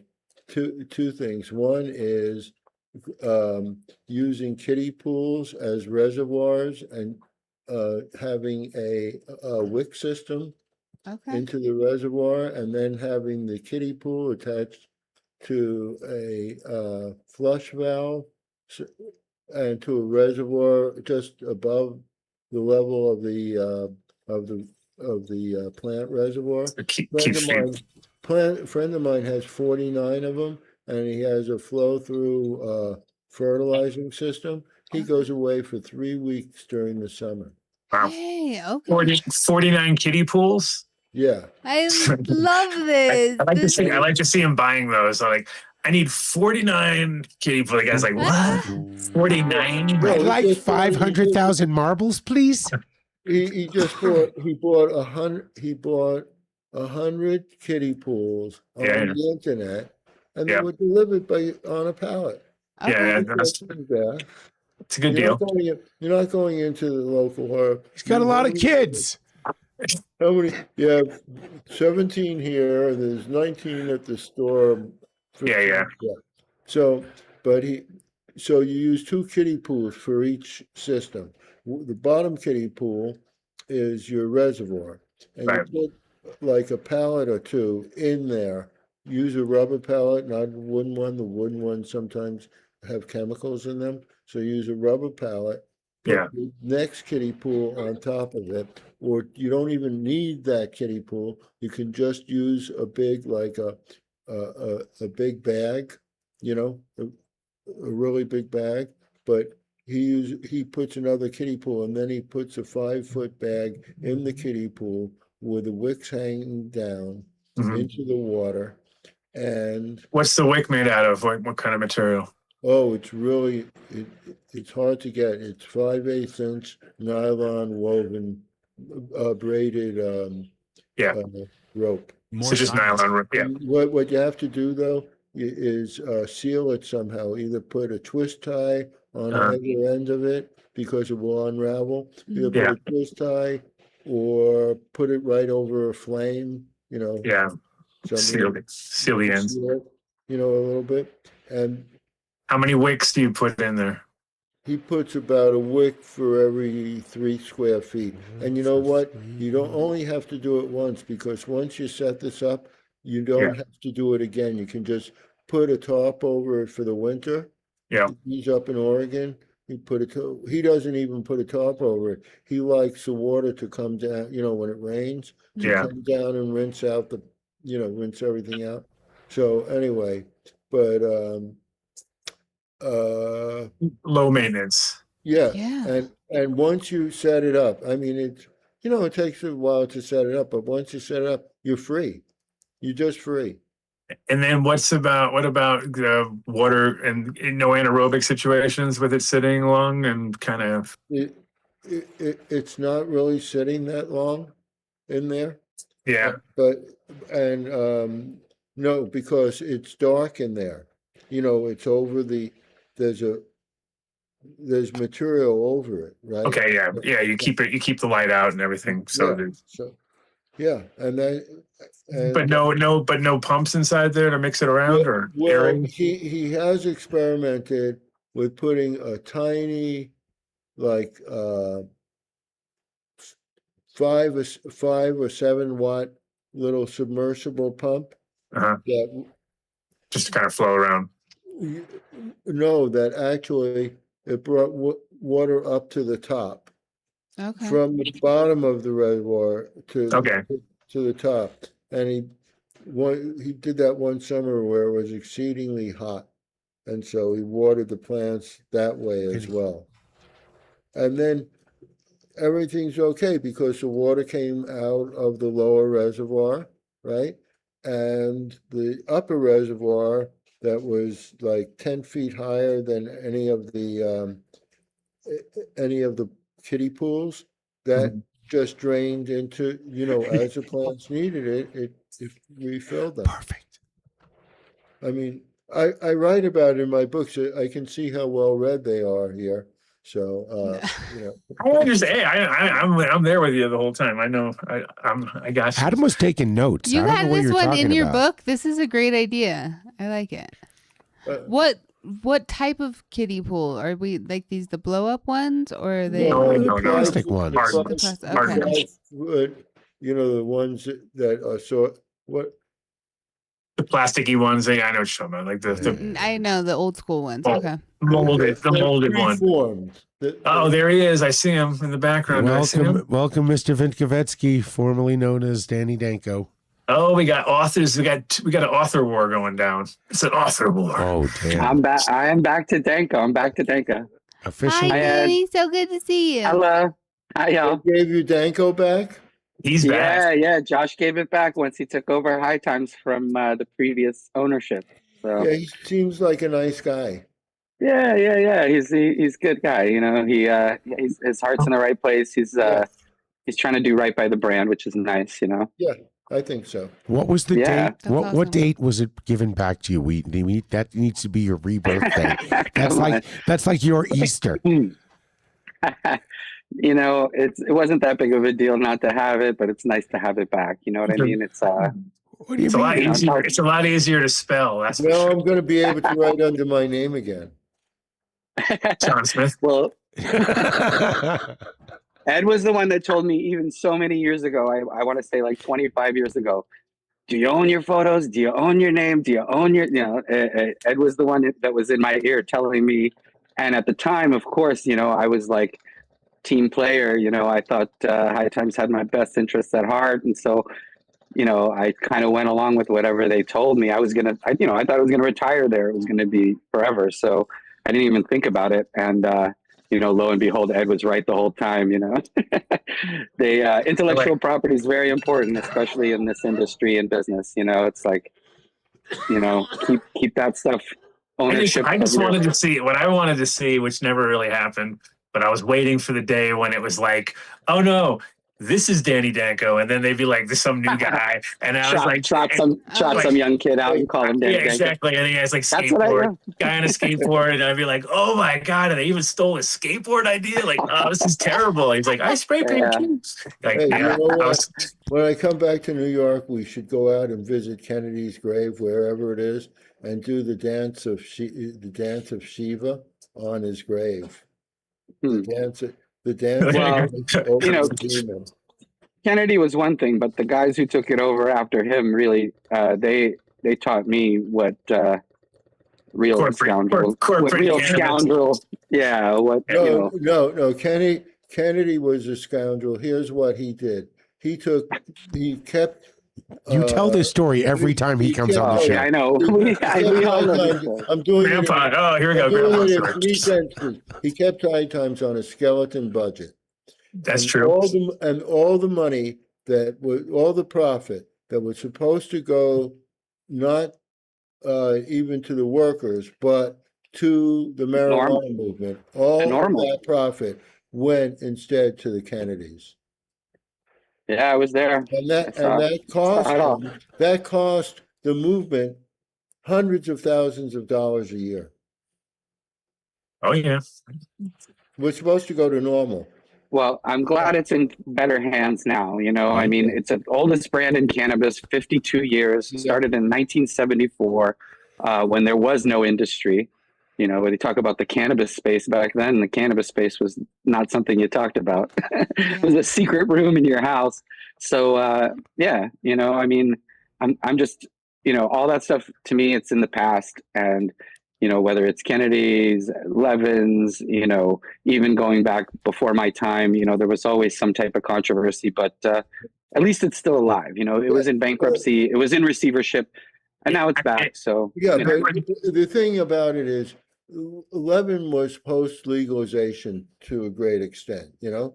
But the thing Right. is that history should be known, and the history of this is that the Kennedys kept these profits instead of turning them over to the normal and the marijuana movement as they were supposed to do. True. You know, we did our best. You gotta do the book ad, the high as crimes and low times. You know what I mean? Boom. you know, You I wasn't in management and I wasn't in ownership, but for us as just the lowly employees, you know, we did our best to just get the word out and teach people how to grow, teach people, you know, about legalization efforts, let them know about the injustices of the drug war. You know, we did our best. We tried hard, and I think we made a big difference from the inside. So, you know, what was happening above my pay grade was above my pay grade, but Well, I do think that the magazine, obviously, and you know this too. I mean, the magazine played a huge role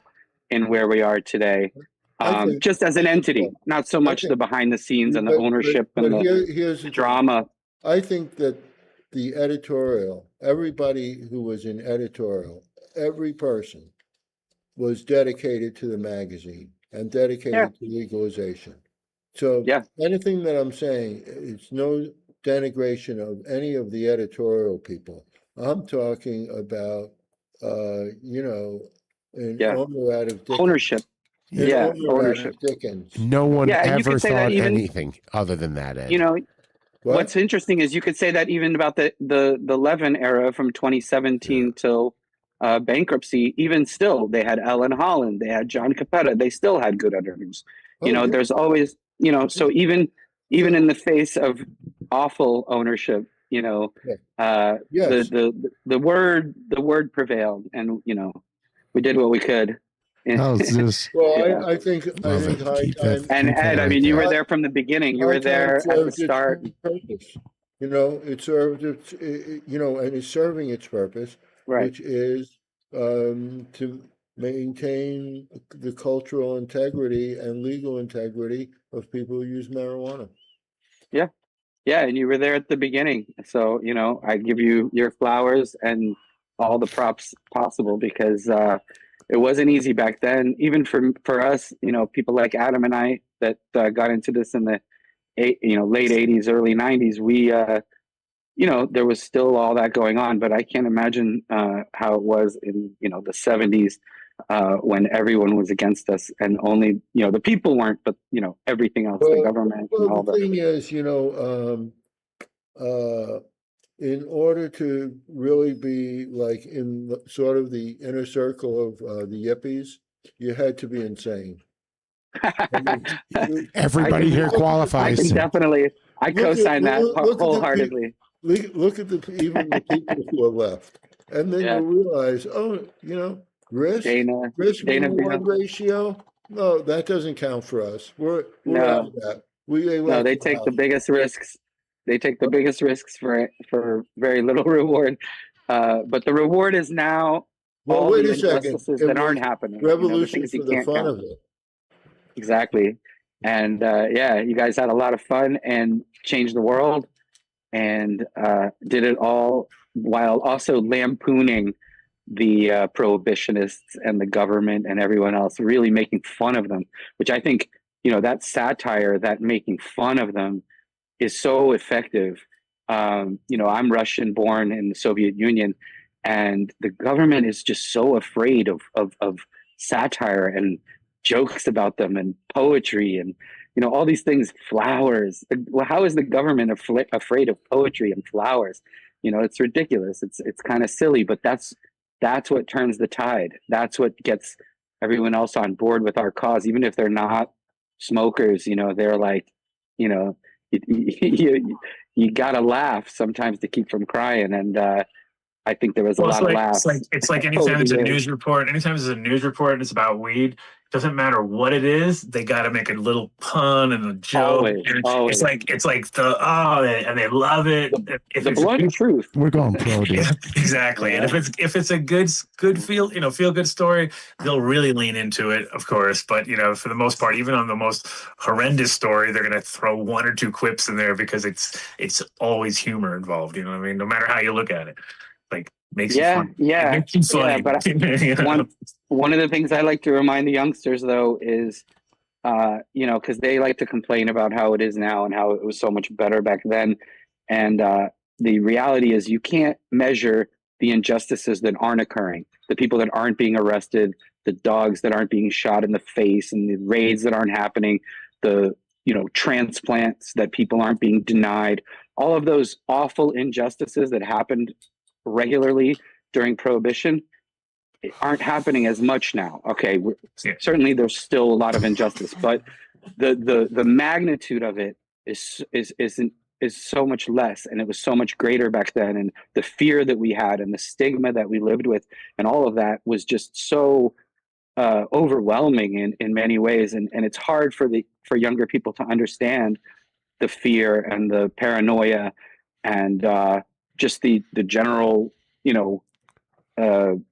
malaise or something that we felt as far as being outspoken or going to a pot rally wearing a leaf on your t-shirt and just going balls out, I don't know, that to me is impossible to measure, and at the same time it's in my head. Like I know that those things are happening less, and to me that's a huge plus on the plus column. Now the overtaxation and the overregulation and all the compliance issues and all the BS, I know it's that's the stuff we deal with, and the minutia and the reality of legalization, and obviously there's problems and issues, but think of the tremendous amount of incarceration and people being run through the system and all the awful things, large and small, that used to happen to people, thousands and thousands and thousands of people. That's been lessened to a great extent by the changing of the laws. So Danko, everything you say, 100% agree with the exception of the fact that all those people not being in jail I don't care what tax problem somebody has or how much they think they should sell cannabis for. Just relax, bro. It used to tear. I mean, I was a single father raising a kid on my own. He was born in 94. It was a rough fucking time to be smoking any grass back then. Forget about it. It was really hard. I don't know about this because, I was growing, I was writing for High Times, and I was testifying as an expert witness. You're Ed Rosenthal. Well, I was nobody. In California. Come on. He was in California. But I was John Smith. testifying all over the country, I know. You're still, of course. you're famous. Yeah, but you acted like it was legal the whole time. That's right. Here's what. You would light up a joint in a restaurant. I'm in New York, and I'm at You High lit up Times. joints in the middle of a I'm at High restaurant. Times magazine, and I light up joints. Nobody ever says anything to me. And, then I learned after that you're not allowed to smoke there, and that people would go into the hallways and things. And then I just ignored that. So That is one way to do it. I love it. yeah. New rules. Force the issue. I love it. And then That's the yippee way. That's the yippee way. So people would come into the room, so they, you want to share it? That's the yippie way, though. You don't ask. You don't ask for permission. And you don't ask for forgiveness. You don't beg for You don't ask for either one. You just do whatever the hell you want. Yeah. Say what? Me? What? No, it wasn't me. We've come a long way, though. It's hard sometimes to reflect on where we're at and where we've been, but we have come a long way. I hate to hear when people say, I don't know, they reminisce for those old days. I have things I reminisce about, but prohibition ain't one of them. Do you remember when we could separate the seeds from this and the stems from the pot? Oh, that was On the underside of a frisbee. That was called dinner. There's a Bob Marley record called Rastaman Vibration, which actually has like the texture. It's texturized on the record, and you can actually you can shake your seeds off there. The seeds will fall off and the weed will stay. And it actually says on the record, it's printed on there. This album is great for separating seeds from your ganja. That's cool. I didn't know that. That's awesome. My friend who Pretty played. sure, yeah, it's either Kaya or Rastaman Vibration. It's the one that's like, it looks like burlap on the cover. Vibration would be the one, right? I mean, that'd be the perfect one for the whole idea. Vibration. Randy Cody had that song, Down to Seeds and Stems, again, too. Oh, yeah. Yeah. It's probably the saddest blues song you've ever heard. Right. Seeds and stems. Yeah. I've never heard of that. I had a friend. He used to write on the underside of a frisbee. The other side's a frisbee. Because But what was your favorite They album to also, use? in the 80s, they had the Buzzbee. It was like the frisbee with the pipe built in. And you could throw it to your friends. You could take a hit in the middle. I think Beastie Boys had Oh, that at that's one point. cool. You could take a hit off the frisbee, and then you could throw it like 100 yards away, and someone else could catch it and take a hit. It was a big thing in Central. A few forest fires here and there. It was a big thing in Central Park. If you're in like the Great Meadow and you're just hanging out, enjoying a summer day. Nice. I actually like that. Danko, idea. That's we've cool. been joking on the show all the time about you Danny? being at Conbud every Saturday. Oh, yeah. Anybody showed up? Are you there? I was there last Saturday, but I have a huge announcement to make. Oh, I have your whole record this is was actually- wiped clean and you can't work he's- there anymore? He just this is an exclusive. For Hold the on, house. drum roll, Vinny. Wait a sec. I have not revealed this to anyone in the general public yet. But I have taken I'm no longer with Champs Trade Shows. I'm no longer with Conbud Yankee Stadium. I have taken a full-time gig as the inventory manager of a new dispensary opening in Carroll Gardens, Brooklyn, called the Garden Club. It's called the Garden Club. It's in Brooklyn. If you want to follow us on Instagram, it's thegardenclub.bk. And it's our friend Erica Diener. Adam, you may know her. And actually, you guys might know her. She used to work for Mammoth Microbes and Weed Maps, Erica. Nice. She and some friends are opening this shop. And it's going to specialize in high-end, micro businesses and good quality. We're going to have something for everybody, of course. I'm curating the menu.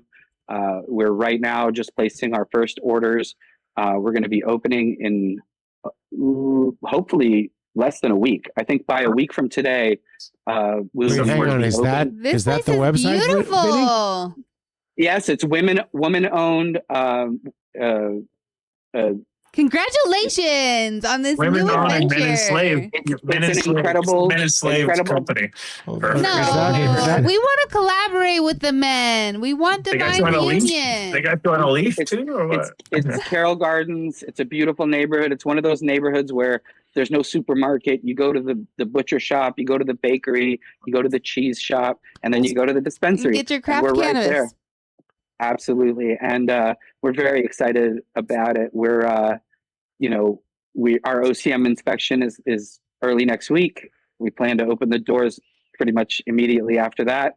We're going to have everything: edibles, vapes, flower, pre-rolls, tinctures, topicals. Congratulations. Hey, in 2 You weeks. deserve All of it. this. And- That's and wonderful. Honestly, You're the inventory my- manager, you said? You're the inventory manager? So you're the... I'm the inventory manager. I'm placing orders. I'm curating the menu along with my colleagues, Okay. Erica, Matt, and Dizzy. And we are we're in an amazing neighborhood. It's beautiful. You can tell if you check out our Instagram or our website, you can see it's like very Super high nice, vibe, very comfortable. It's a total vibe. And it's my dream job, to be honest. Like, I can hear it in your voice. I'm excited for you. I'm so happy. Some people might say, "Oh, what's he doing doing that. But to me, selling weed legally out of a storefront in a neighborhood where 30 years ago I used to grow on Carroll and 3rd Avenue in a couple of blocks away from where this dispensary is, maybe 4 or 5 blocks away, in 1996, 1997. So really 30 years ago, Full I circle. had I love it. 2-bedroom apartment. The extra bedroom, instead of having a roommate, I blew out the bedroom with 4 600-watt lights at the time. Those girls always pay the rent, it seems. And was too. it- was I it- was the appreciate that neighborhood- roommate. Was the neighborhood like not nearly as cute and nice as it was back then? Oh, no. Yeah, it was not nearly as nice. It was one of the reasons I was living there was because it was so cheap. A 2-bedroom apartment was $673 a month. And there's a Gowanus Canal also right there, which also helped cover up a lot of the smells because it's one of the it's one of the super fun sites. You know, it's like one of the most very polluted canal where they've been dumping waste of all the Brooklyn industrial waste has been going in that canal for 120 years. Now they're cleaning it up. I was going to say, what's going on there now? Oh no, they're dredging it. They've got a bunch of. It's funny because they have all these condos going up next to the canal now, and they're calling them waterfront condos. But they're canal waterfront, and the canal. Oh, the same thing happened in Flushing. That's how it is here at Sloan's Lake. Everybody wants a lake view, and there used to be bodies in there.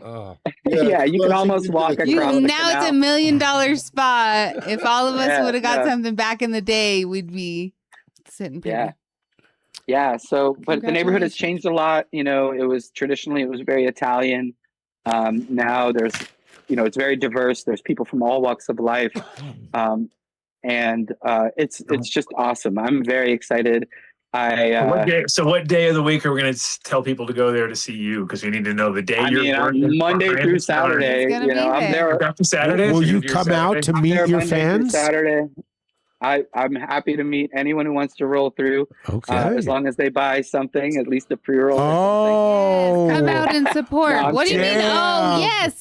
Go in and support your friends. Oh my goodness. No, but support local cannabis. We're not going to have a ton of MSO product or anything like that. We're definitely focusing on the micros, which in New York, the micros are a game changer. This is a new license that came up about in the last year or so, but they're finally now just starting to pump out some really high quality, high end cannabis that really sets us apart in many ways from just an average store. Tell us how that works. The important thing is to free the flower. Free the flower. So yeah, it's called a micro business license. You're allowed to grow, I think, under 5,000 square feet indoors, 7,500 mixed light, or maybe 10,000 outdoor. But you're limited to how much you can grow, but you have a little bit of everything. So you can do dispensary, you can do grow, you can do nursery, you can do consumption lounge once those things all come on board. But it is the way, if there's anything all of us have learned over time is when you scale up, quality suffers. So if you go up to 100,000 square feet, the quality is obviously going to suffer. So you don't win a Cannabis Cup or one of these big events with weed that's grown at scale. And most of the people we know that grow at scale are miserable too. They're just chasing grams per watt, and it becomes a job for them. So, the micros are more like, 16 lighters, 30 lighters, things, manageable grows that people can handle. And they almost work like drops, like, Supreme's got a new sweatshirt, and, once it runs out, it runs out. So people are waiting outside the door of the store before it even opens because they want to get the drop. Yeah. And when the drop runs out, and then you wait on the next one. And that's how the micros are. But a lot of the underground guys, that's their entry to the marketplace, to the legal license side. And, obviously, there's still the trap and the underground and the gray market and all that. But this stuff is all lab tested. It's all, it's tested for everything, THC levels and all that, but also pesticides and mold and heavy metals. So, it's cleaner. You don't know what is in anything that you're getting out there in the world. Is there a infused license also, or is it just for flower? Yeah. No, there's infused, there's solventless, there's all that. Yeah. So you're able to produce a little bit of everything. And that's kind of that's awesome. the game changer for New York cannabis, because we, 2 days ago was the 5-year anniversary of MRTA, which was the legalization of recreational cannabis in New York. And, it's, they like to brag that we've made something close to like 3 billion in those 5 years, but that's not a lot, for the population of New York, and multiply that by 5 years. It's not that much. So we need these micros to come on board so that we can compete with the underground and the streets, because ultimately, when they rolled out our program, they gave the first licenses to hemp farmers and outdoor farmers upstate. And, it was just tough. It was tough, to have a high quality, high end product when you're at the mercy of the weather outdoors and whatever genetics you're able to find. And now you've got. I think those guys really fucked up on their whole drying thing too, because everybody was trying to do these chains of plants that were like up to the ceiling, and it was a total different headspace where it'd be like super hot up there and super, like humidity. Yeah, the biggest complaint is always that the flower is too dry. It crumbles to dust, and the micros are changing that, and they're selling, instead of in mylars, they're selling in glass jars, and it's just a higher end product. And I like it.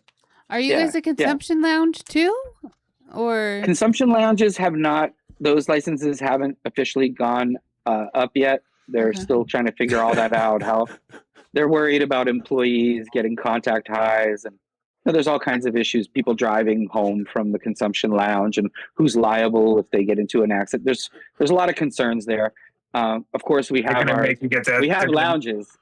We have lounges. They're just not, licensed and legal yet. Okay. Hang on, I had a question. Danny, you've recently launched the Garden Club in Brooklyn, bringing top-tier cultivation to an urban rooftop. To all three of you, if you could take one forbidden heirloom strain from the early High Times or Amsterdam Cup era and grow it today in that Brooklyn sun, which one would it be? And why does it deserve a comeback in 2026? I was just thinking that. I just thought that up. Wow.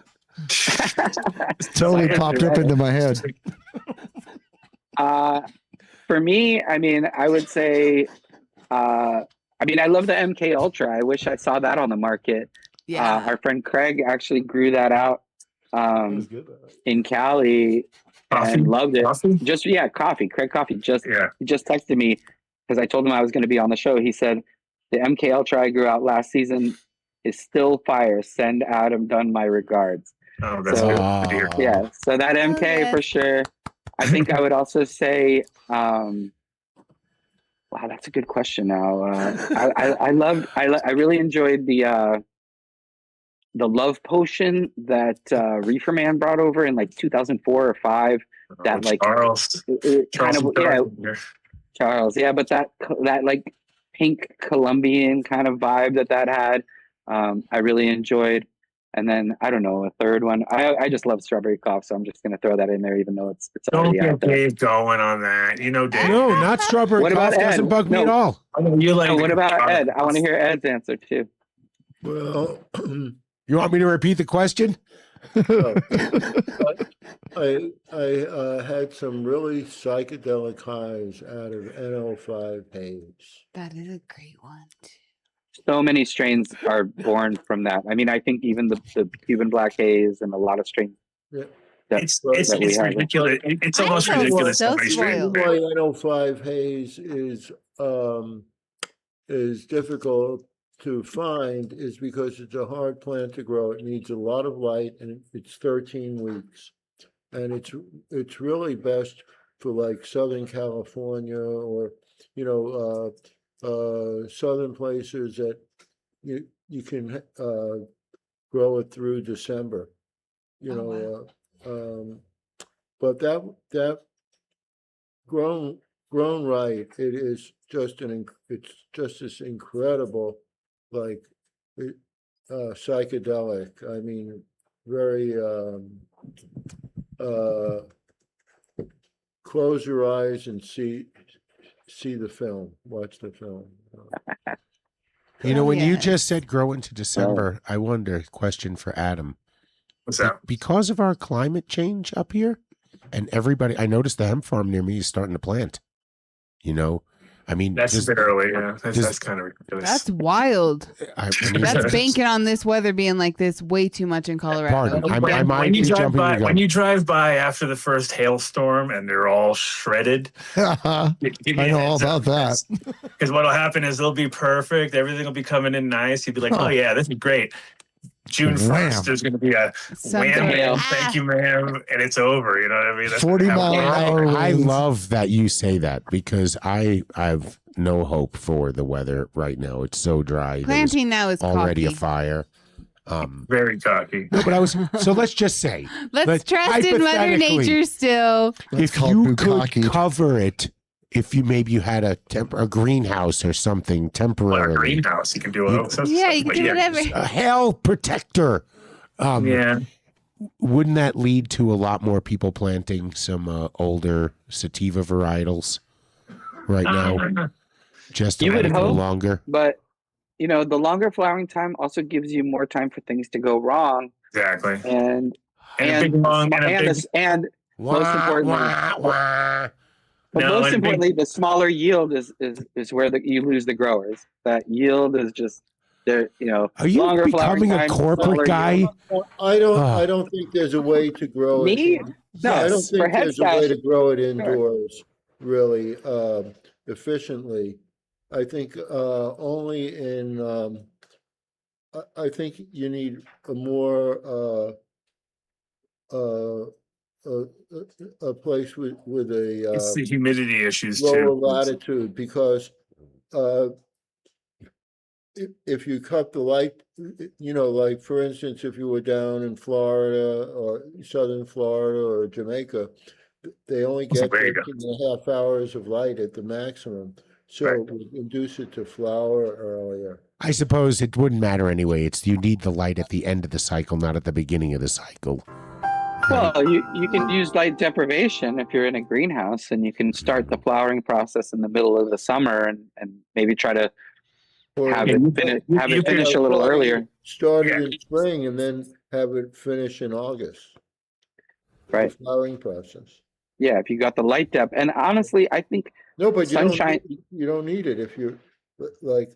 if you're in a place where it's 12-12, like Mexico or Colombia or somewhere Jamaica. equatorial. Yeah. Well, Yeah. well, Battle of the Jamaica, High Times writers. Editorial. In this corner, we have You Mr. don't get this- Rosenthal. In this corner. You don't get this with AI, fellas Ah. and ladies. Oh, why'd you give it away? It's the greatest moment of my life. We've been using AIU for a long time now. Oh yeah, Danny. Hey, we got more now. Yeah. He just The did, job. he went on a fucking I think long. it's global. We can chop that up. Oh, we can make all sorts of new Danny drops out of that. So What was your name before, Ed Rosenthal? No, I don't have that no more. no, we lost that. John Smith. There you go. Perfect. Thank you, Ed. Adam, what So I know. would So you I know. I know that Mike Nobody is would Mike believe is in that the that wing was somewhere. my He can real join. If he's name, listening, you know? come on in and join the party. What? Oh, well, you talking to I got to Biggio? do stuff? Hold Yeah. on. He popped in for a second, but then he I got it. thought, and I told him just to come in whenever. He was there. So so tell me. So I want to know, Danny, did anybody go to Con Bud on a Saturday and say they listened to the show? Somebody. I got to hear somebody. Somebody had to. I It told might them. have happened once or twice. Did it? Okay, good. Just Yeah, it check. might have happened once or twice. Yeah. All right. Good, You're because being we have been kind. pushing. I So think we're gonna it's Derek still. Yeah, now I was gonna say that earlier. Now we have Hold to on, wrap where is your. it? We told him to demand you. You No, walked Derek, in We you don't can have the same stop by. spiel. We don't have the same spiel because before it was go find Danny Saturday. Make sure you're like on, I'll have look it. at Come to him the very. garden club. Come I to was the like, garden, Garden just club go on in. there. I got it up on there Obviously, now. I'll save it. going to be shifting over there, and we're gonna. But we still Join still. the club. We're still going to talk about about Conbud though. We still want to do Conbud. Yeah, 'cause I we love like it. Conbud. I love Exactly. Conbud. I love Exactly. them. They're my peoples. If you're in the Bronx, you're going to the Yankee game. In fact, I think it was Derek Jeter. He watched the show, but he thought you were the Adam Dunn who The actually baseball was player? the baseball player. Get Perfect. out of here. Hitting So dingers. so he watched They the were show. highly disappointed, basically. Is what Oh, you're trying yeah, to say. perfect. Yeah. They were like, "What? Who is this fucking This is not fucking Adam. Jamoke over here? Who's this Jamoke? This ain't my guy." This ain't That's the actually donkeys." a funny ass story. I'm looking Gosh. for a ginger. He His watched co- the his show. co- His co-host was a Making Mets that up. fan. I Well, made you that know, up. I made that You up. know that you know what sucks is that back in the day, apparently he used to do an Adam Dunn party every year where all the Adam Dunns would come to him and he had this party thing going on, but he doesn't do it anymore. And I'm like, God damn, I missed that little moment in time. That would've been No, let's perfect. get that going again. That would have been perfect. Yeah. Oh my I god. know, right? Well, we can do the reverse, and then he'll be like, "Well, that was my idea," and I'll be like, "Dude, stole it. Sorry, Take man. all the credit you want. You gave up the Adam Dunn party." So and there's a band from Australia called the Adam Dunn Band or whatever, and it's like there's a few out there, and actually it was one of those ones, because obviously you check on your fucking shit, and then you're like, "What? Wait a minute, where are all these fucking Adam Dunns?" There's another Adam Dunn podcast. I was like, "What? Oh, The shit. Adam Dunn podcast? Like this is crazy." I was like, what is going on? It's like some financial guy or something. So it's very fun to watch because you're like, hi, I'm Adam Dunn. Let me talk about finance for the next hour. You're like, wow, this is crazy. I don't think I've ever. But yes, Big it donkey. was interesting because Mike Biggio, who is probably listening, he's opening. So you remember Area 420, right? Remember that place down south? Oh yeah, of course. So yeah. he has opened up a dispensary after all these years now already. So like there's only 2 in that little zone right there. And I guess he'll tell the story, but there, the lady who was there was kind of holding out, and anyway, she passed away and he picked it up and opened it up, and it looks cool because he's got 20 plus farms or whatever across the street. Bam, that's a best of type situation. And the part I was going to say about Conbud is that he's got his own story of it's a full arc for him too. It's like, I don't know how many years, but 10 years of the day or whatever. But so he's got the full arc story too, where it's like, okay, now I got my own dispensary. You know what I mean? So just like you coming on your full arc story, all these little full arc. That's down in Pueblo, yeah, or near Pueblo. South No, of that. it's Moffat. it's more west of that. Oh, okay. Yeah, it's Nice. the valley. Nice. It's the valley, which in the valley is dope because it's like Afghanistan, where it's like beautiful. It's got aquifers underneath it, one of the largest in America. So it looks like it's a desert, but it's got water, good water, and then you're right there surrounded by mountains on 3 sides. You know what I mean? So it's got that very much Afghan. You feel like The you're valley. like, this is very much like an Afghan Valley vibes, and it. It's a little bit rough out there. It's windy as fuck and it's dry, but they've been dealing with it for a couple of years out there, and it's one of those things where when I went out there the first time, it could there was a lot of vision still going on. Like, yeah, this is gonna be this, and this is gonna be that. You know what I mean? And now it's actually it's happened. So it's cool to see. Well, I love the full circle stories, man. I mean, that's that's the way it should be. You pay your dues, and eventually, hopefully, somewhere down the road, and we're at that. It is funny because when I started working for Sensi, which was in '91, I think they were on their 5th or 6th or something like that. It was like 6-7 years. It wasn't that long. They only started like in '86 or something like that, right? So it was like they were like 4 or 5 years in, and then I would see over the years, 20-year anniversary. And then this year for THCs, it's 33rd anniversary. So we're all getting so old now, starting to get into these epic fucking times. And then we got Ed on here, who's, been in the longest almost. And so it's like, you see these industries that people are like, dude, I've been here since 2019, and you're like, what are you talking about? OG. That was yesterday. That was yesterday. That doesn't even make sense. So it is. So yeah, definitely a lot of full circle stuff, and it's as states come on and things there's only a couple left, right? But you saw as each one came on, there'd be this whole new oh, I remember that vibe. I remember that moment. The first time you fucking saw weed in a store. You know what I mean? It was. Yeah. Oh my God. Like I said, it's a dream job for me to be curating a menu selling weed out of a storefront in Brooklyn, legally licensed, and it's a dream come true. But Ed, is that a new grower's handbook, a new version, new printing? Yeah, it's not even on his website yet. That looks like the proof. Look at that. That looks Look like at the proof that. right there. Yeah, that's the proof. the That's tent. the cover. The book isn't out yet. It will Yeah, be that out, looks like. Oh, so you did already A have the marijuana tent grower's handbook. That's perfect. That's, New York needs this because most New Yorkers don't know that it's legal here to home grow. You got 6 plants per person, 12 per household, completely legal for anyone over 21 years old. You don't need a medical card, nothing. So Yes. I'm trying Plenty of people let people know there's grow. There was this New York Times photographer, Cunningham, and he was thrown out of the Carnegie apartment, so the Times got a new apartment for him.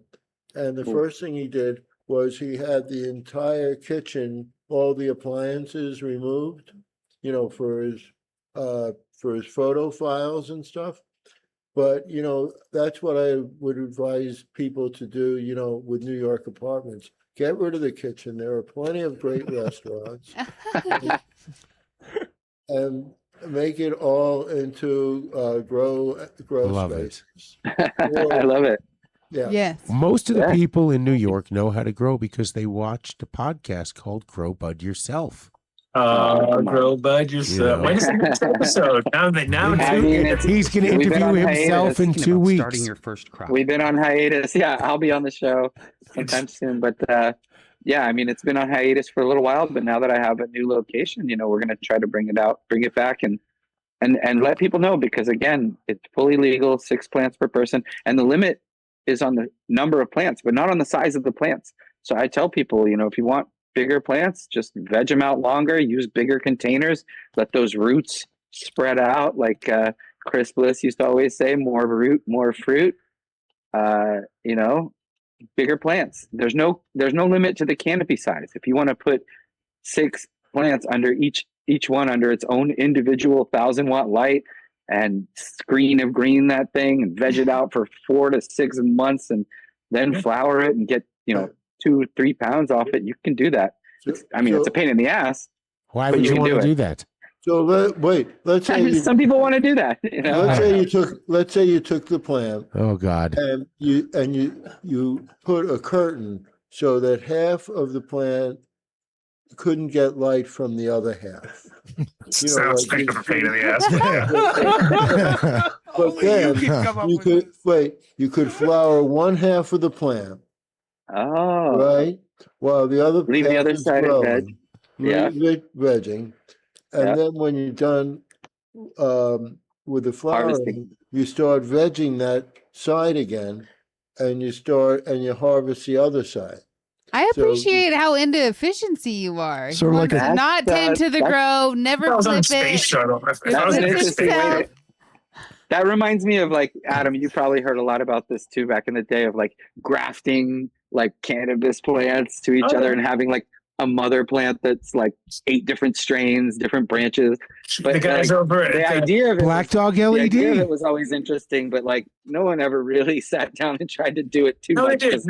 No, they did. I have seen grafting, but you know who did it actually was the guys over at the remember Interpalm around the corner from our shop. There was a grow shop right in the front of this, like if you came out of the Central Station, there was like a grow shop right there. And then behind it was us. We were behind it and on the thing. That grow shop was called Interpalm. And the kid the guys from Kiwi Seeds, remember Kiwi Seeds? Mm-hmm. Those guys had eight different strains on one. And it was flowered it out, and it was like pretty fucking impressive. But it was like one of those things, it took a long time to get them all stable. To make them all, then veg them and get them going, and then cut them back, and then get them going and cut them back. So it took them like 6 months to get it to the position to be able to flower, and then flowering time on top of the 6 months. So it wasn't productive in any way, shape, or form, but it was doable. It was like, wow, someone finally did it. Just like you said, it was like, yeah, we all thought about it, but no one had the patience. Actually, just to give credit where credit is due, we had him on the show.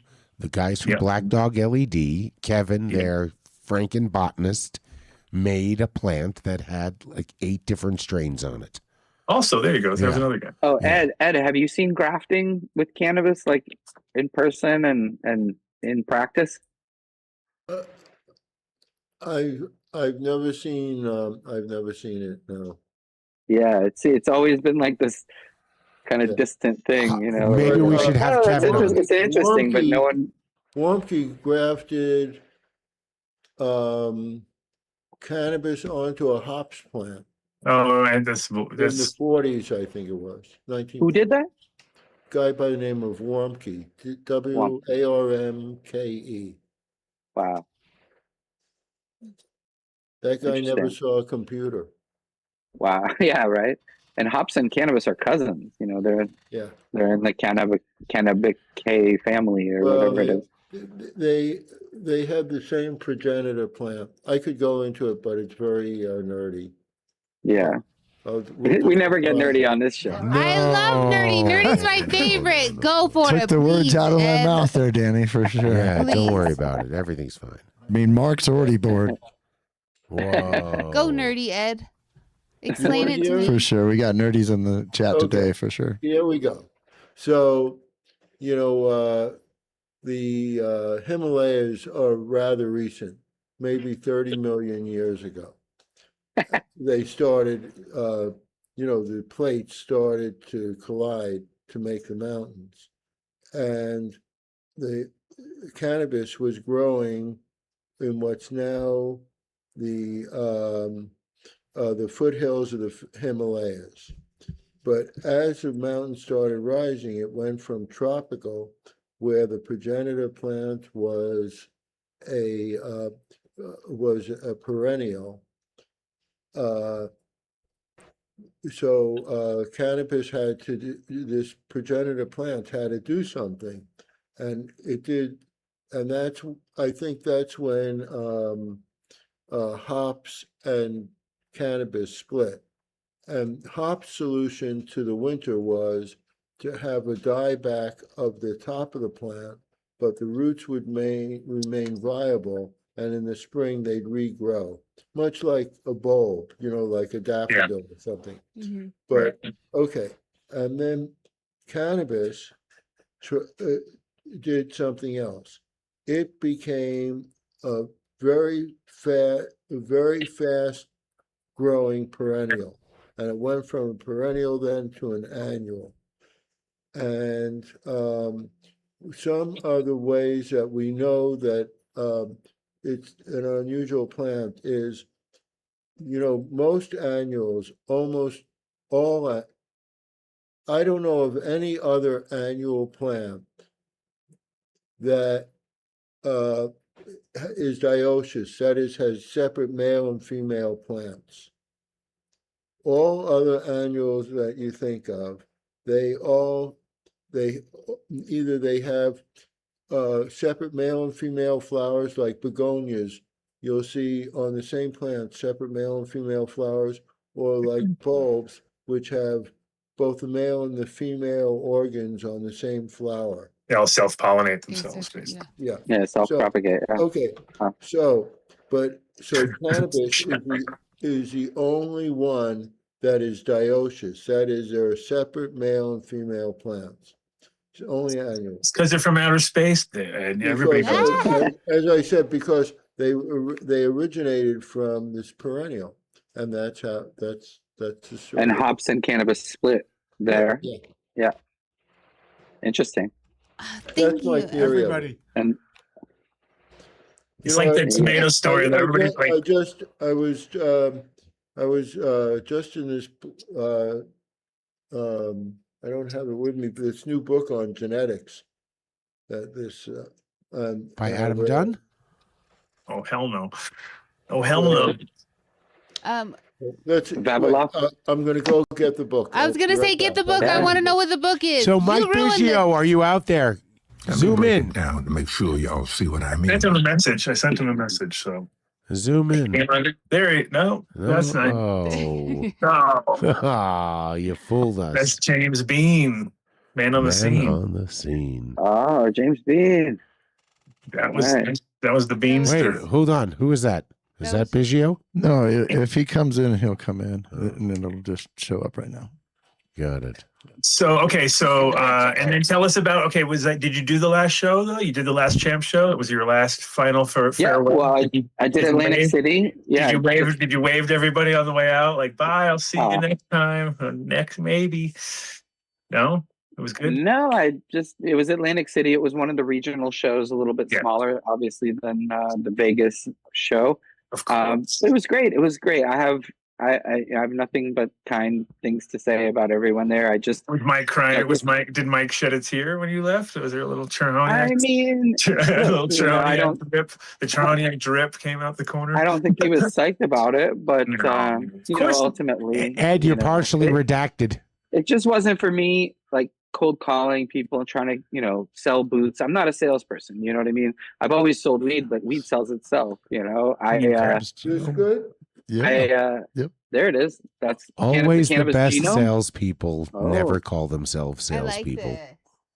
The cannabis genome. That looks very interesting. Well, there's a question from the chat. Your new who book, wrote that, what's Ed? it weigh? It's different authors. So okay. So it's like a compiled. So I'm in polyhybrid. It's a polyhybrid author book. Yeah.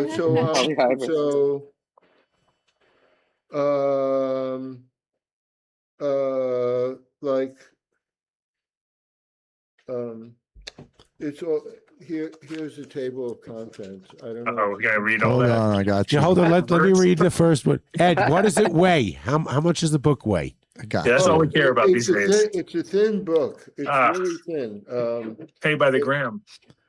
A kilo and a half. Because I pay my books by the gram these days. So it's 187 pages, and they want $225 for it. What the? Ouch. More than $1 a page. Wait, hold on a second. Vinny, you want two copies? Every page like 3D. They thought people to explode. They thought people didn't read before. Wait until they hear that. And the only chapter that has pictures in it is my chapter. Just send that chapter The to others me. the others have charts and things like that, but I have actual photos. So unretouched. What did you write about? What's your chapter? My chapter in this book, it's chapter 2. What? Let's see. Yeah. 2? Who's number one?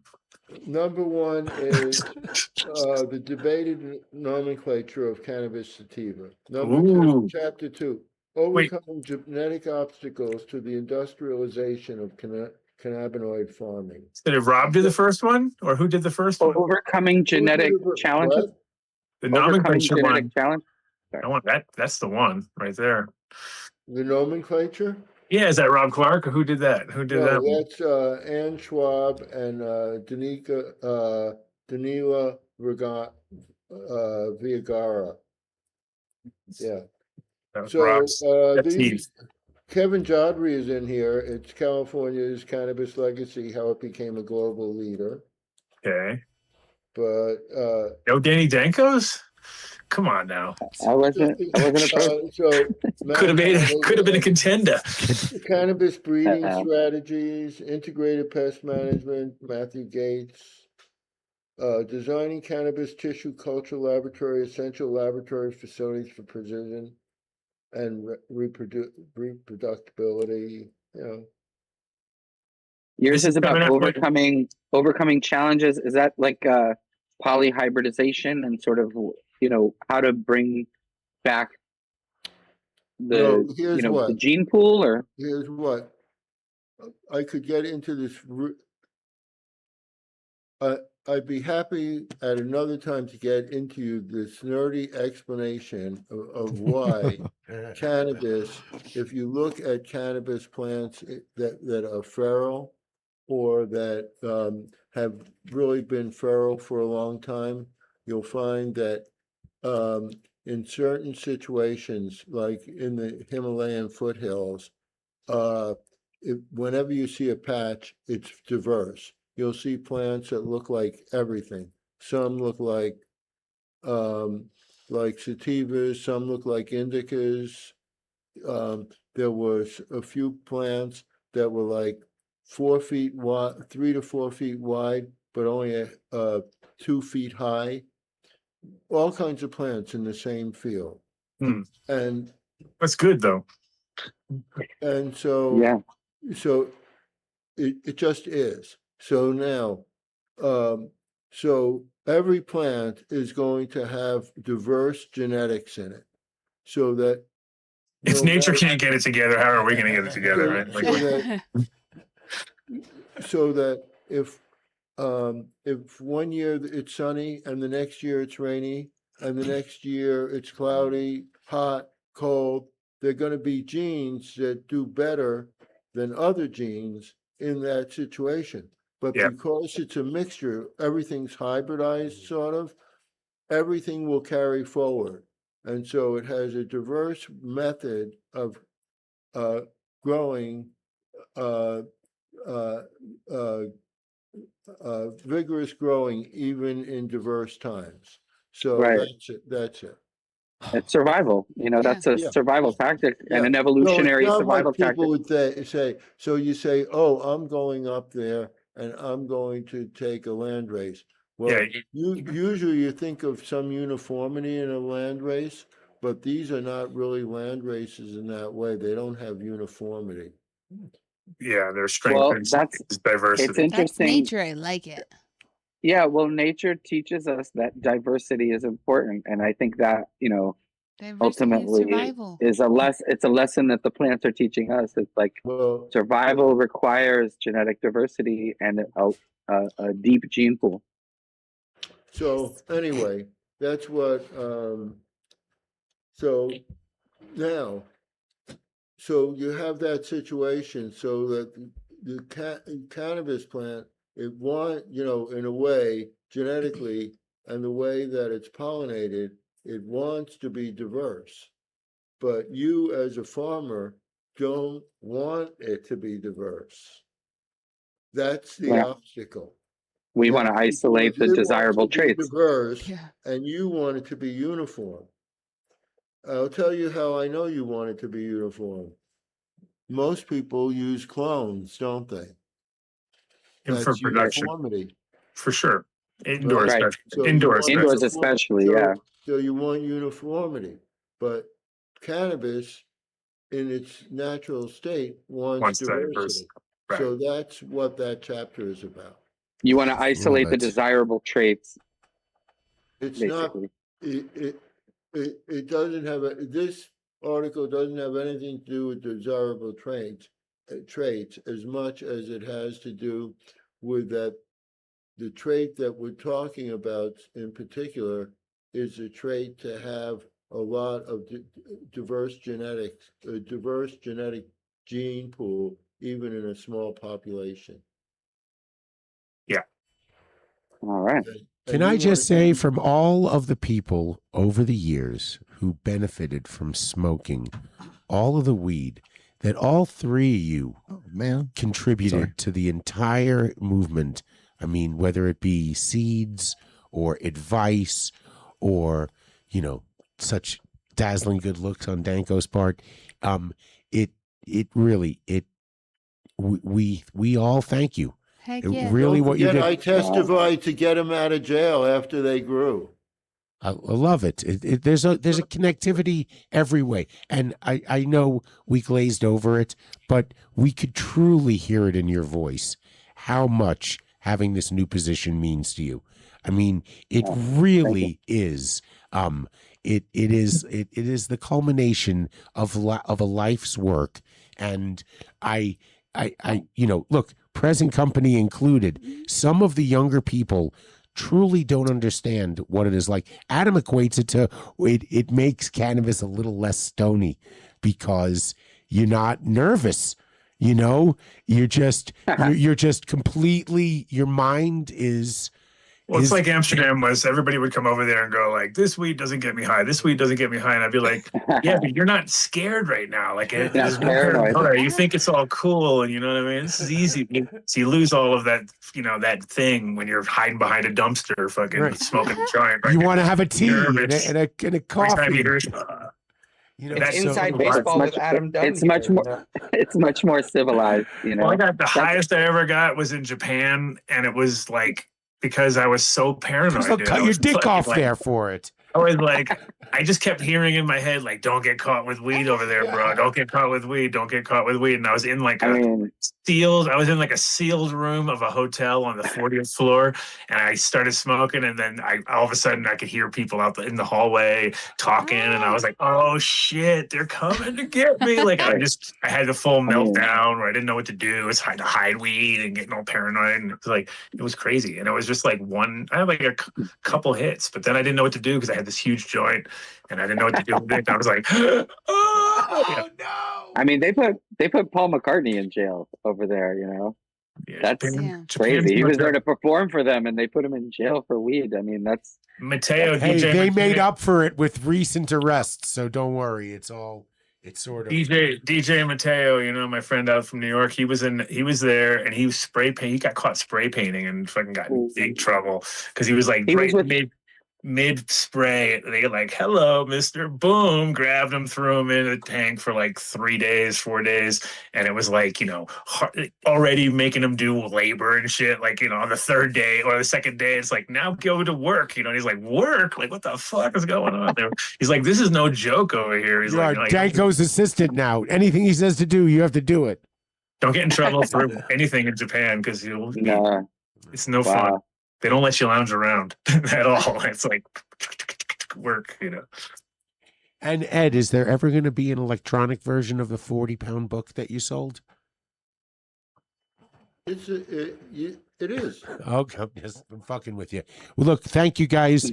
This is when we transition into trying to sell stuff. And we really should be having Ed Rosenthal as a sponsor on the show, selling your books, get a done deal going on your website and everything like that. And Danko, what's the done deal at the garden? Yeah, we're sending over first day. We're sending people over, man. If they came to Conbud, they're coming to your new place. They get to smoke you out outside. If you buy a pre-roll, I'll smoke it with you.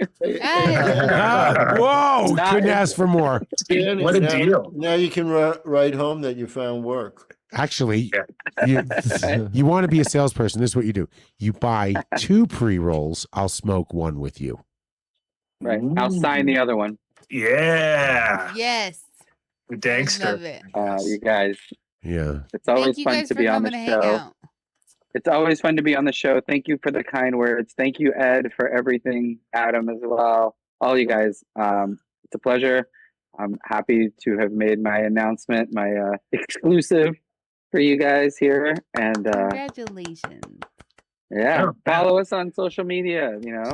I just followed Come you see guys. us when- This is wonderful. Oh yeah, Come quick see us question. when you I'm going to use when this you come to ticket New York, to go come to see New us. York. And Quick I'm question, gonna Danny. Slow down. pilgrimage. Quick question, Danny. What about the Flower Showcase? How was that? Did you go? Did you make it there? Oh yes, I did. It was amazing. It was a beautiful venue. Wonderful I saw place it. in Queens called Partake. A place where we can smoke and chill. A whole beautiful outdoor area, which was was dope. really nice. Yeah. Yeah, cool. very amazing. Yeah, Lou put on an amazing show. I saw the I weather was- was like perfect for the moment you guys did the thing, and then right after it all turned swaggy New York style again. You're like, Yeah. Weather was perfect. The contest was amazing. I judged out of 37 samples. I would say, 28 of them were like super fire. Which most contests I would say it's usually 30% that are like that.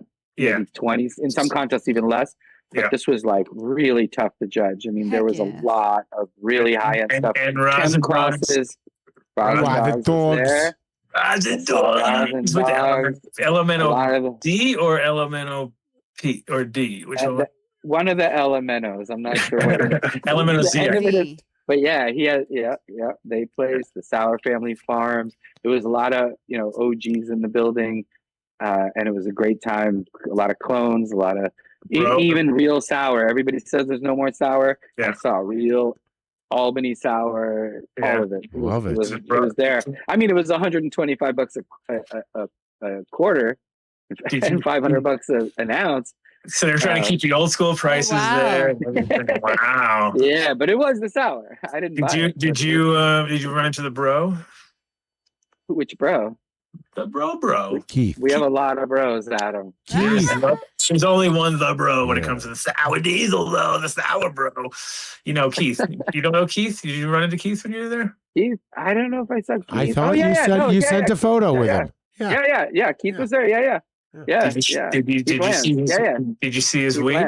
Did you see his weed? Oh, yeah. No, he had fire, real deal. I mean, there was multiple keepers of the flame there. There was it's not $500 an ounce though.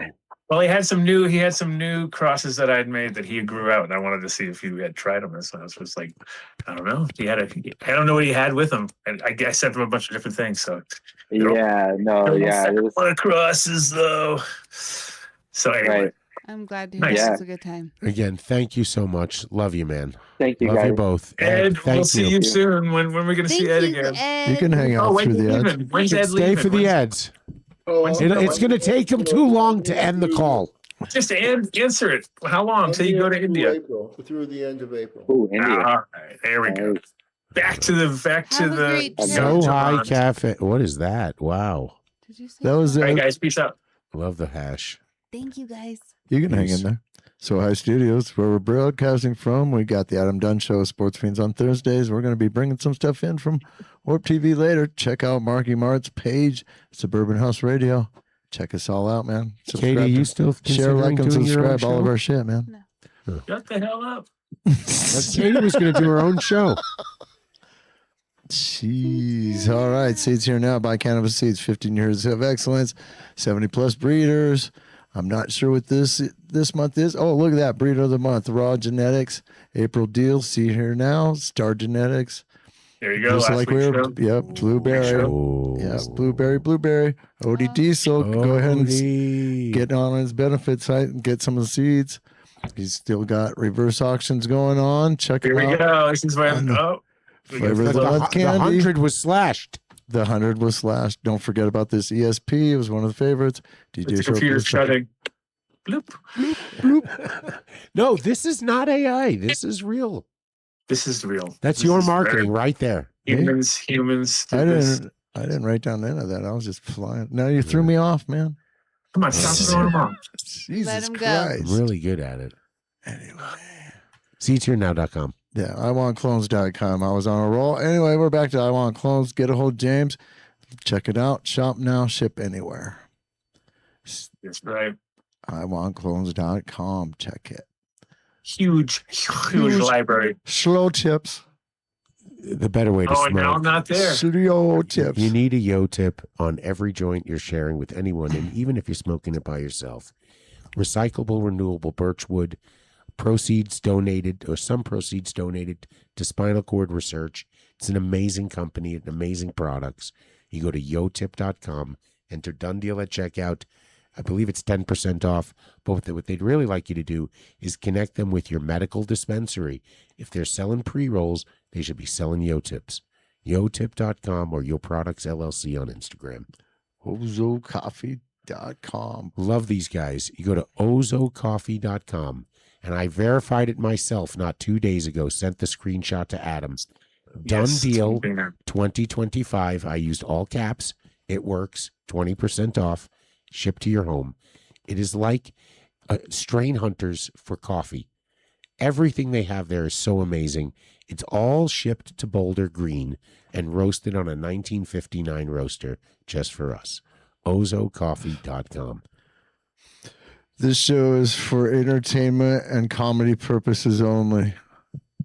Oh, wow. Look at you. Where'd that come from? Somebody's chiming in. Buildasoil.com, 855-877. Chimer? We have a chimer? We have a chimer, bro. Don't look. I just told you about it last week. I'll have to get my little spiel on it's going at the bottom. 855-877-SOIL, buildasoil.com. All you have to do is enter Dunn Deal at checkout, and the show will get credit for it. Thank you, Mike Denver. Thank you, everyone who shops there. This is the time. You better be talking to them right now. If you have any questions about growing, you can click on any of his links. And if you can't find it and go through one of his videos to find it, it doesn't exist. Yeah. Yeah, everything on this site. You've discovered something new. Buildthesoil.com. Kaya Cannabis. Love these guys. Kaya Cannabis, 2 locations, Colfax and Jewel. Tell them you heard about it on the Adam Dunn Show. Go to kayacannabis.com. You can place a med order, a rec order.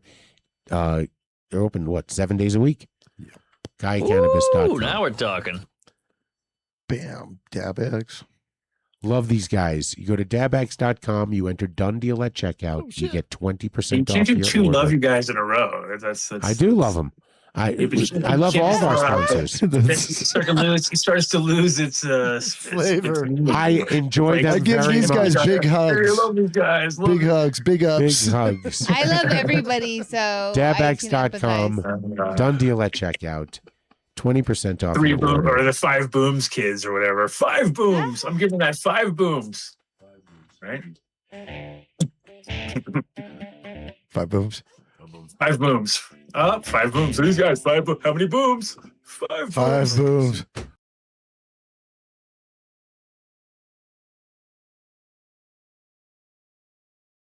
Your animals. Come out. They have all of the above. Also, Oh, I know all about that. family run farm, which is super dope. Like urban livestock. I mean, we're talking. These guys go hard in the Oh, paint. no, it's Everything. doing it again. Hold on. What's going on? You're glitching out. glitching, bro? I don't know why. Oh, you see this? We've always, when we push the 3-hour limit or the 2-hour whatever limit, Quick, they start. It's on there. It still Quick. says. It's back. We're Yeah. back. I don't know. It's showing me a screen that says that it's not. It's always, Go quick. Well, I'm going to keep talking like it is because Okay. that's how it goes. And if not, we're going to tag it on the end. But Well, check you're out the Heart only Sound. one talking and it's moving, so we good. Talking and a moving. Heart and All Soil right. Project on Instagram. Yep. 14er. Love these guys. These guys I do man, love. Come on, you Come can't on. do that. I do love them, though. Fucking zooted. Very high. 14erboulder.com. Check them out. As your overlord, I'm telling you, you cannot do that. You're not my overlord. Try the DJC. Try the Mambo. Try the pens. Everything there is fantastic. Stash Logics bags that we have. You can buy them there too.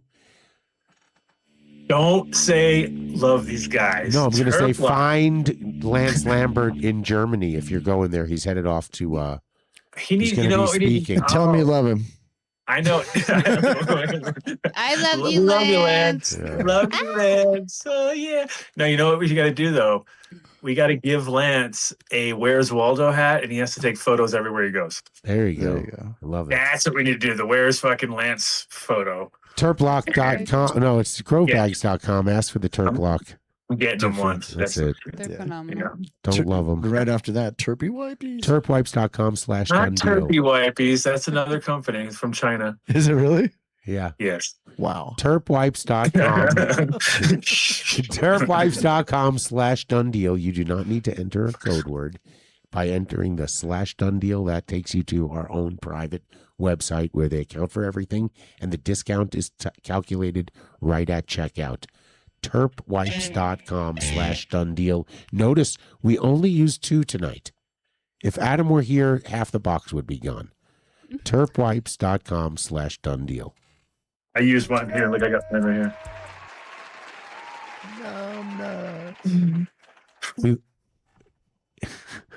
Numbnutsco.com. Done deal at checkout. 20% off any nut butter, any chocolate bar. What else do they have right now? Scroll down so I can see. Numbnuts and chocolate bar. The peanut butter is amazing. Gosh, this sounds The so chocolate good. bars are so fantastic. I want to try I'm that so s'mores really one. hungry. I'm starving. Actually, I'm not. Yeah. I feel great. How long has it been? we'll do barbecue. I'm at We'll do about food soon. almost 72 hours. Wow. Wow. Numbnutsco.com. Done deal at checkout. Oh, now we could. All right. I forgot to look this up, but check out the website here. Go to his Instagram and then find Jason Maui Glass Blowing, I think is what it's called. Yeah. If you want Salt. to check on JeromeBaker.com, go to shop. Anything left, he will make sure it gets out to you. Make sure you mention us. Colorado MJ cards and psilocybin mushroom microdose therapy. HolosHealth.org or .com? Orgy. Holishealth.org. Organator. It's the Organator. Tell me you heard about it on the show. The Organator. All right. Con Bud. Danny's not there no more, but still go Don't shop go on and a support. Saturday looking for Danny, but go any day of the week and Yeah. tell them that we sent you there, so they start to hear our name magically pop up for no reason whatsoever, other than the fact that we love the fact that they're doing a good thing in New York and right there at Yankee Stadium. And I was just going to ask Danny, I was like, I hope that they're smart enough to have little baseball bat fucking vibe things with like cone buds, because cone joints. Oh, that's You'd pretty be good. crushing it with those all And day they'd long. be so arrested by trademark infringement or something. No, it wouldn't. It just looked man. like baseball bats. That's all. Bats. Yeah, that'll But work. as of now, go check out Danny at the Garden Club. It's your Debbie Downer over here. I don't want them to get fucked with. I know that's how New York works, man. That's how our friend got fucked with just because of that. Who we met on the street that day. That guy, yeah. That guy. Go buy a Smoky. greenhouse, guys. Not buy for a selling greenhouse. weed on the street. Not for selling weed on the street. No, it was a food product with a bag. Oh, Yeah, because it was a Skittles or whatever it was. But anyway, go to hortitechdirect.com. You tell them you heard about it on the Adam Dunn Show. You get 5% off a greenhouse that will survive any climate in the United States. They even ship internationally. You want to give them a call. I can't see the phone number. It's on the website. They're in Oregon. hortitechdirect.com. 541-605-3555. Do it. Grab a green. Just go out and grab a greenhouse while you're Grab a greenhouse. Grab a green or two while you're there. You might as well grab a second one. No big deal. Just grab a greenhouse. It's the beginning of the year. You got your tax refund back. Go buy a greenhouse. There you go. It is that time of year, and it would be a smart idea, a good investment. So you can claim it on your taxes next Because year. when the hail hits and wipes out your crop. Oh yeah, when the guys down the street from Dave, when their crop gets ruined by hail. Yeah. Maybe they're just getting their drop amendments little ready and their soil and everything. That could be a thing. Maybe I'm putting all of that shout out to You know, Greece. maybe Shout they out put to the Right, we plants got in. Zura. Zura. Done deal at checkout. Zura. 20% off your order. That's right. I'm gonna put together a little video. I'm gonna put together a little the history of my leaf blower and kind of have that at the end, some dream sequence or something. I think. I like it. I think I'll do a Zura. the old dream sequence always works. So. All right. All right. The next But yeah, person. Zura Aura products. You get yours rocking too, right? Yours is back. Oh, yeah, it's back. It's back. And of course, you can support the show, grab a jacket, Get join a the cult, cult all that good jacket. stuff. And or just got grab stickers, grab a we got mug. hats. The mugs are good. You got every morning you wake up and you're like, look at that. Oh shit! I've got my mug. If you dig deep, there's some warped stuff back in there. There's some. You're welcome to buy Katie or I or even your fearless leader, Adam, a jacket. You know, just have it nobody's sent- fine. you Nobody know, needs to we'll buy take Buy a we'll take a jacket. picture Why are of you it. asking them Why for are us? you Get begging yourself some. people Treat for- yourselves, guys. Like even No, this I- one. I Thank would you, wear Dave. one. This is even more of Do you a. understand how that helps the beggar over show? here. I'm just saying this one right here is even more of a cult jacket right here. Which one? Which one? That one. What are you talking about? Ooh, what is that? That one. Oh, that's a hoodie. Yeah. I like that. I would wear that. Well, what is that one? The same. Just I a can't different really see the color. logo. Oh, okay. Hold on, I'll put it on white. Bing, bop, boom. Bing bop, bing bang pow, bing bang bing bow. Yes. Those Go I get would some wear. merch, guys. Always go There you go. large though. Go a size Yeah. up. I like that. I don't care. Go a size up. Yeah. Yes, sir. That's what I do. Yes, sir. Especially on these print to like these guys, the printer kind of guys like this, because can't trust it. You Look gotta at go. that, 569 reviews. There you go. Look at that. Beep, bop, boop, bop, beep. Thank you. Look at you go. All right. Well, in Please general, give CC our best. I hope Hey, she's anybody feeling that's better. listening, go back and look at the oh well. Hit that YouTube thumbs up. site. All of it's sort of labeled. Oh yeah, we year forgot by about that whole year. idea. That was his first 30 Like and seconds. subscribe. We still have No, 15. go look at the whole channel. There's like and real. subscribe. I said that. It's in the chat too. At the beginning? You kind of mumbled it at the beginning. I heard it. I didn't hear it. Thank you. Vinny does. You're Vinny doing great, does. Vinny. Vinny I only. appreciate you. Vinny's idea is that he'll only enunciate hard for James Beans. Everybody else, they get the mumble. They get the full-on mumble technique. James Dean. Did you hear that, Full James? I enunciation. know you're listening. Full enunciation, only for him. Everybody else, gotta listen tight. You gotta listen close. All right, if you go look it up, there's that. If you type in the names of the shows, it's. Oh, and not I thought just- about an idea, Vinny. I thought of an idea. Why don't we do Patreon tomorrow with Kelly live in the studio because she's going to be busy. She's our number one. She's busy today All anyway. right, all right, that makes Maybe sense. she'll be there, and we'll do a live with us. A Patreon. sesh. All right, she's on the road right now, probably listening. Hello, Kelly. We'll see you in a few. We're Yeah, saving and a then show for you.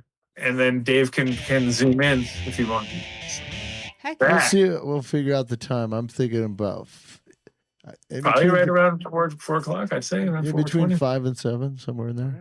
okay. Maybe a little earlier. We'll see. I don't know. Earlier, later. I don't know. Later. No. Yeah, We'll figure it out off the show, guys. Have a great I you're love a you. Have a Patreon. wonderful evening. And If you're not in the Patreon, join now so you can hang out with us tomorrow. Get an extra bonus day even into there. it's pretty cheap. All these other Bonus. website people are having you pay money. Come hang out with us. We appreciate your support it's sincerely. nominal. It's nominal in amounts because we only ask for $1.05 a week, which is $4.20 a month. And like we said, we always give you an extra hour or two or more. And we're going to be hanging out with Kelly tomorrow. We're going to be talking big talk because it's as we announced, sort of, but kind of not in the beginning, which is Rocktober in September 6th, 7th, and 8th, or something like that, is 3 days, big, huge festy vibes, and looks like Cowboy Cup's going to be there this year, which the only part I'm really confused about, though, is September is not outdoor season, is not finished yet. So what's going on with that? Big talk. It's last year's outdoor. Yeah. No, that is not Details. Stop with the details, Adam. a category. We're going to talk to Kelly tomorrow. So you want the inside scoop? Yes. Come on Tomorrow. It's the early light depth category. Oh yeah, really like that. Like that. Right? Like that? It'll be the golden tarps all over again. Golden, Kevin Thanks for hanging out, guys. golden tarps with golden terps. There you go. Oh. Golden tarps. Terpy Terps and tarps. tarps. Terps and tarps. There we go. All right. Tarps and terps. All right, brah. See you guys next week. Have a good one, guys. See you later. Peace.